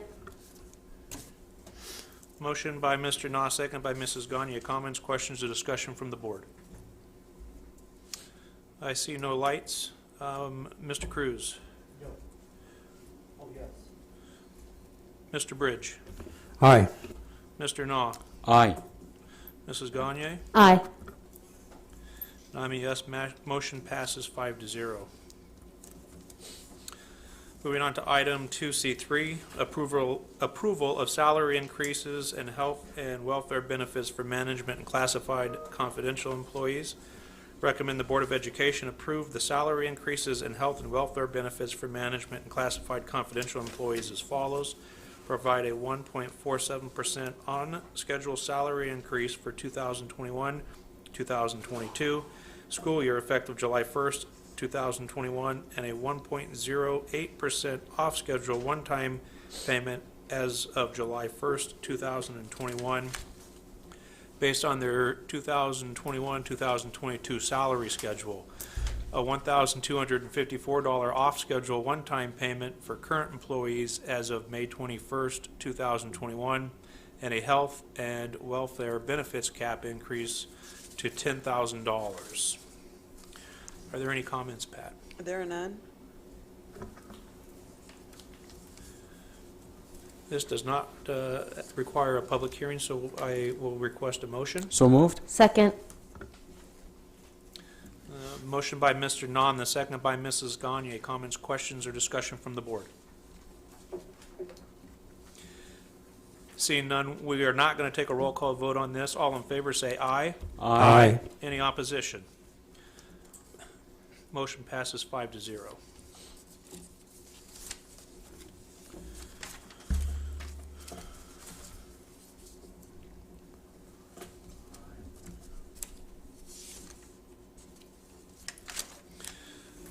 We've already taken care of the consent calendar.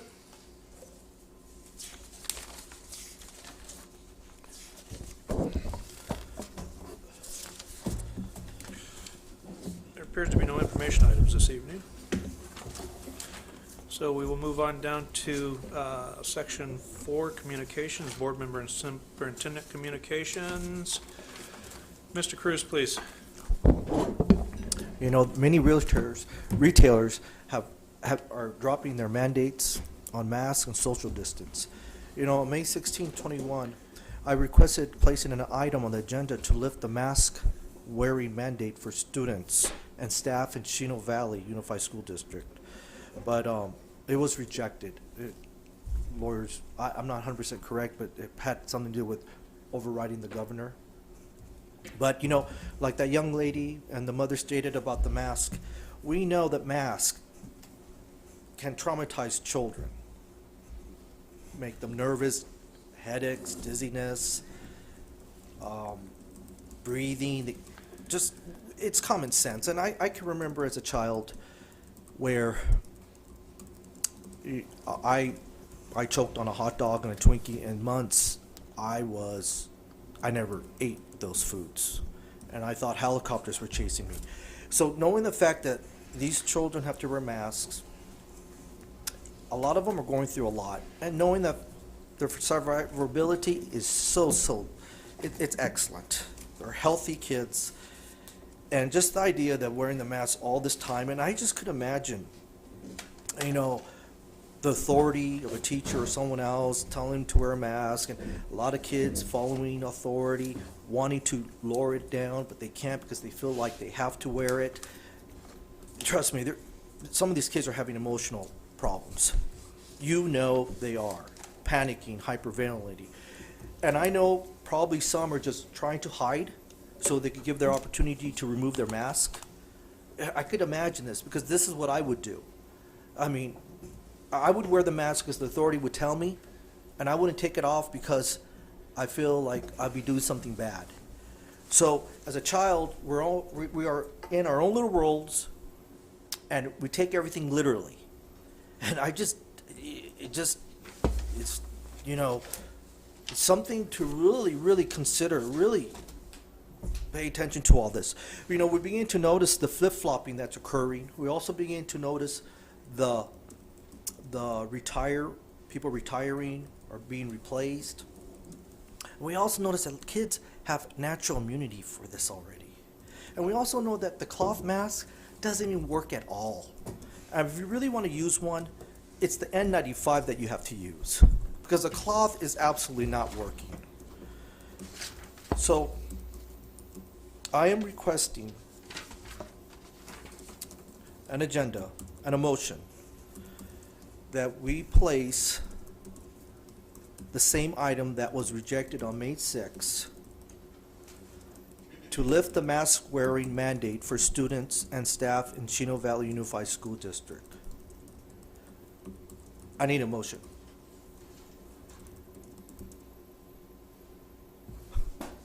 Anybody?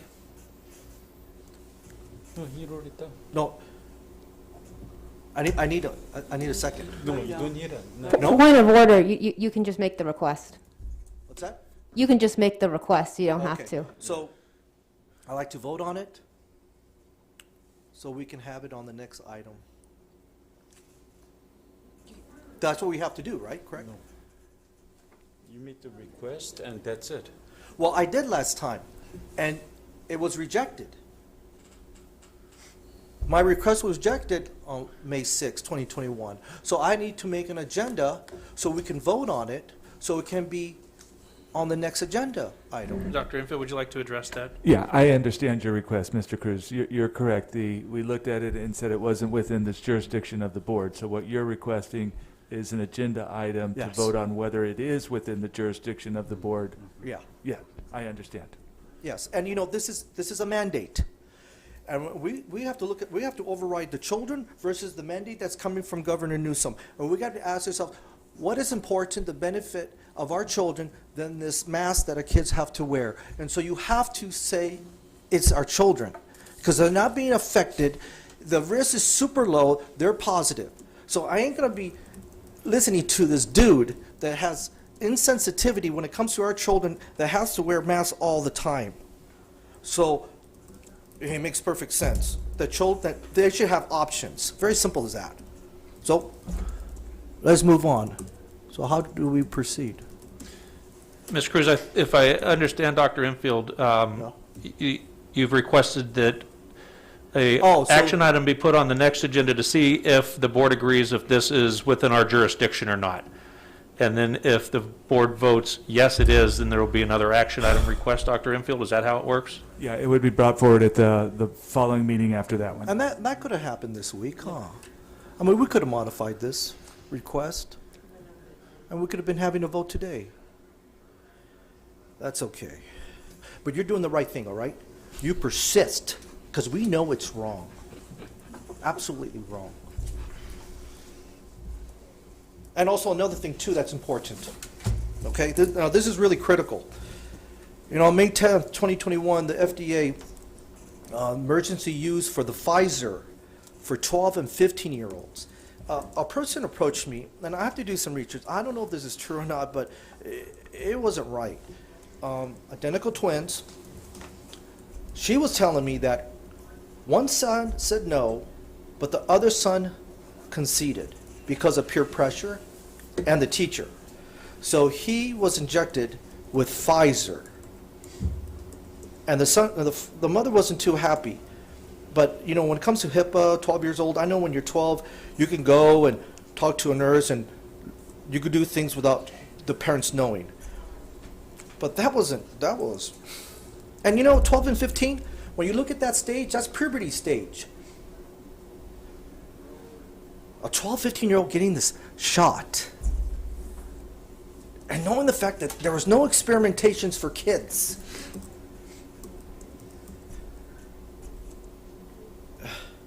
It's almost as if I want to cry. Because, you know, God help us if this kills our children or do things that are awful. Because it's totally wrong to give this to our kids. Knowing the fact that they're not getting sick. They're so healthy that they're positive. And to give them something like this, it's not right. It's not right at all. I just hope. I just feel something so bad. So bad.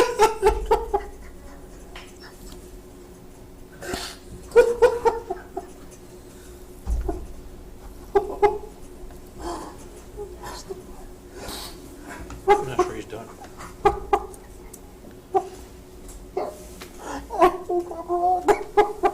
He's done? He's done? Okay, he's done. Okay, Mr. Knopf? Okay, I have attended a celebration of life for Mark Hargrove, a husband of our longtime employee, Terry Hargrove.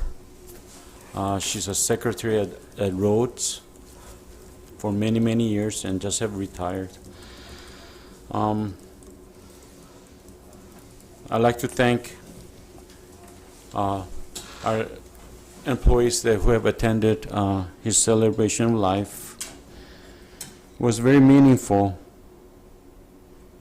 because all their children have said so much wonderful things about their dad. And it took dawn on me because sometimes as a fathers we're too busy trying to provide things for the family, doing outside of realm, different interest, different hobby. But Mark Hargrove has spent his entire life with his children, and it has shown. So I miss him dearly. And he said one thing. He said, please do not dwell in my death, but celebrate my life, because he knew that he was heaven bound. So all the men out there, myself, love your kids with everything you have. I'd like to thank the principal from Chino High School to come and spoke, representing the parents, and that was very nice. And we had a military salute from the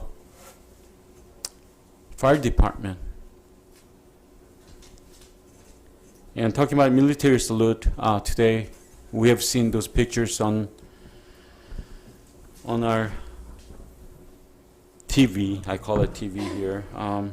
Those faces behind our American flag, whether they were going to Navy or Marine Corps, or we could be all united under one flag. And it's so simple. As we're sitting here, we're a body of one as well. And our management team, our cabinet members, I'm so proud of them tonight. I'm keep hearing all these good things about the directors doing a great job, taking care of their fellow staff members, secretaries and security guards, and taking them out for food, just small things. And this is what makes our school district great. And that goes with our sitting secretaries here to outside in the parking lot, the noon grounds people. We could only appreciate things. When I was little, I used to look up on those famous names, whether they were kings, presidents, or billionaires, but I don't do that anymore. The true heroes are right here. It could be your mom sitting in front of you. It could be mom sitting next to you, dad, just people that's close to you. They're the real people. They're the people that cannot be bought or sold, nor sold. And you cannot break ties with them. This is what I have learned from Mark's Celebration Life service. So again, I'd like to thank all our military-bound students, police and firemen, because they are first responders that is going to protect our lives, our livelihood, and our schools. Thank you. Mr. Bridge, please. Thank you. First of all, I'd like to officially welcome our new student board member, Esther. It'd be nice to be working with you as the new person on the board here.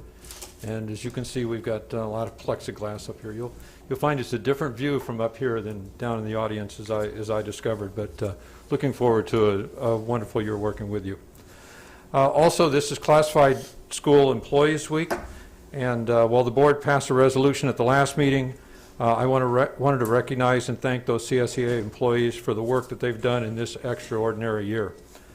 I also would like to echo President Brenda Walker's comments and congratulate the Educators of the Year awardees.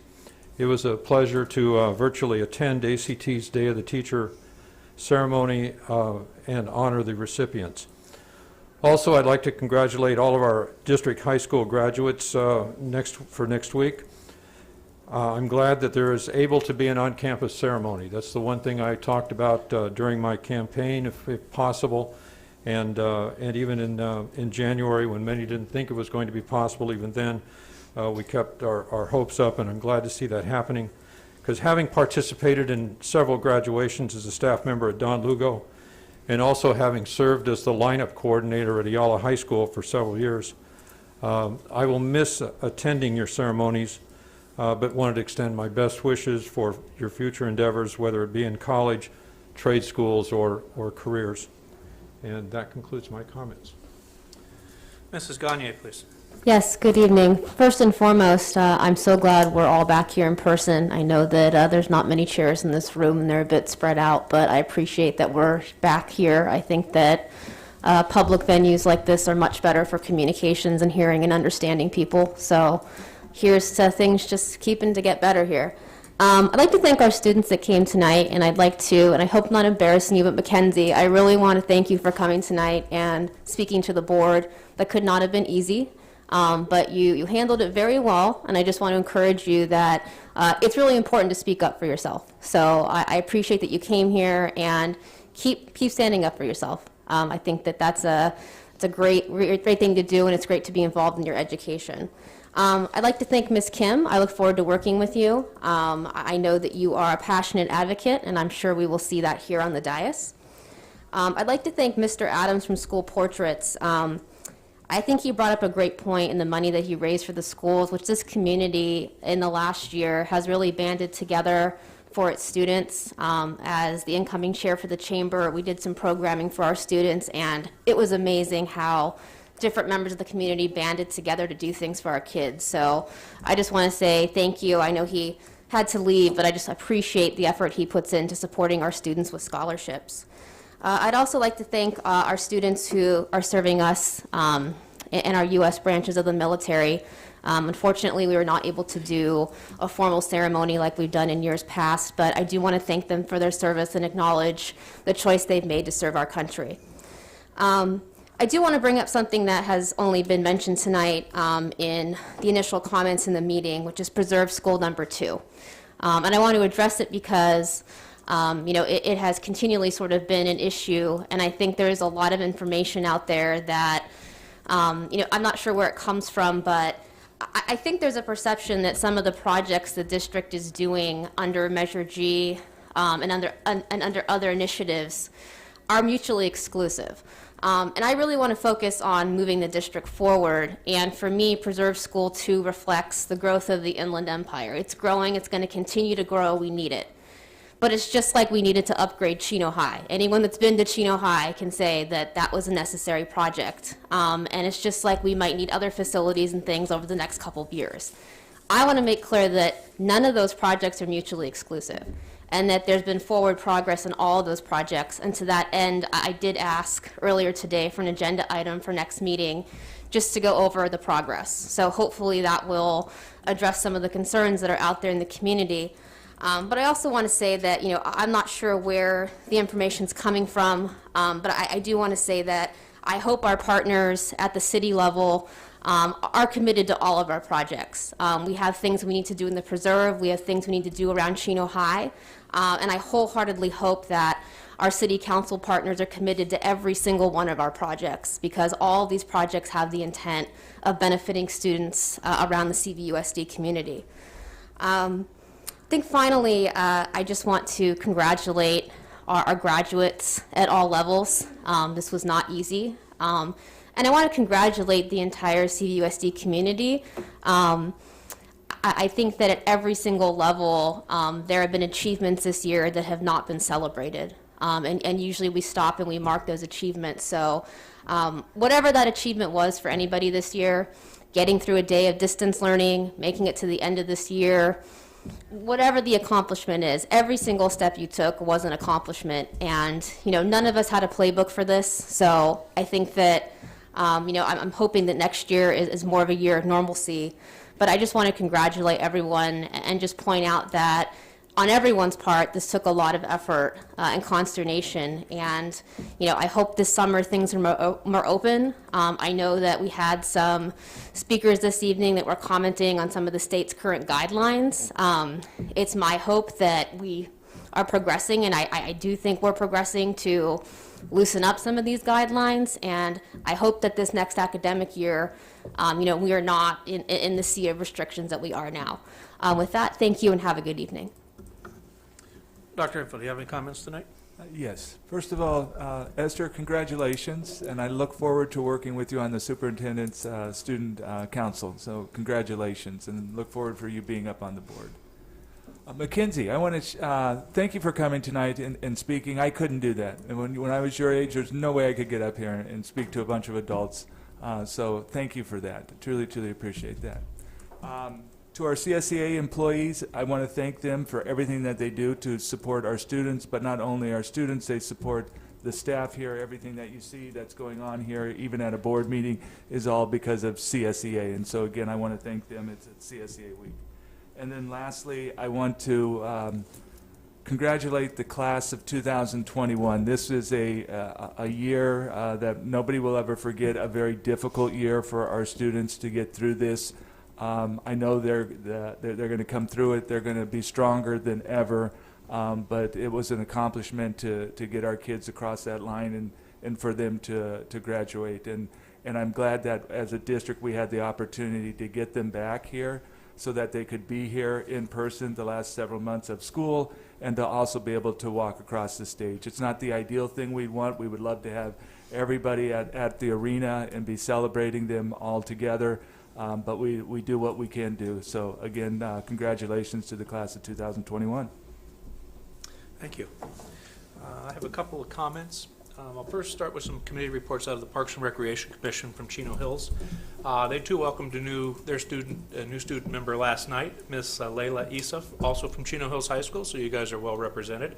Last night was her first commission meeting, and she did an outstanding job, and I look forward to working with her throughout the next year. For those living in Chino Hills, you should have received your summer recreation brochure. It does outline some programs and events that are going to be offered by the city. As things open up, they are bringing back concerts in the park, community movies, and a lot of the other things that make summer so enjoyable. So if you would like additional information, please go to Chino Hills City webpage and click on Community Services. Ms. Kim, you and I have spoke before, I think actually more than once. And so I look forward to continuing those conversations. So once again, congratulations on being selected. And I think I look forward to you being a contributing factor and a voice for all of our students in the district this year. So congratulations. Mackenzie, I too want to say great job. I think for most of us up here, I'm not going to speak for everybody because this is individual board comments and they represent individual board ideas and thoughts. But I get a feeling that if we could, we would honor your request in a heartbeat. Unfortunately, as a governing body, we also have to comply with state mandates and county mandates.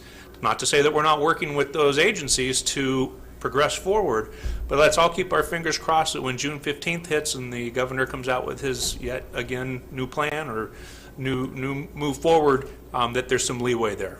So I look forward to that. And again, thank you for coming tonight and letting your voice be heard because it's extremely important that we hear from you.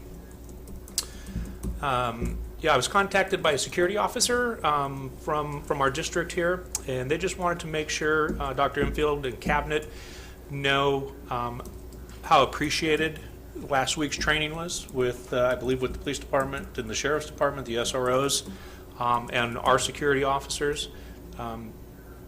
It was stressed that it was extremely professional and that a lot of great things are happening for our security officers and security on our campuses with the addition of Mr. Fields. And so a big shout out to him and thank you for allowing all of that to happen. I think it's important that those guys get professional training and stay up to date. I'm just going to throw this out there, Mrs. Gagnier. I know where the misinformation is coming from a big part. as far as the second school and the preserve goes. Ms. Fraga, thank you for your comments tonight. It's easy to misquote and take my comments out of context, especially when you're getting them from a third party that has maybe some self-serving interest. So I would just ask you to please consider the source of your information, and I'll leave it at that for right now. I have no other comments. I wish everyone a good evening. Thank you for joining us. I adjourn this regular meeting of the Board of Education.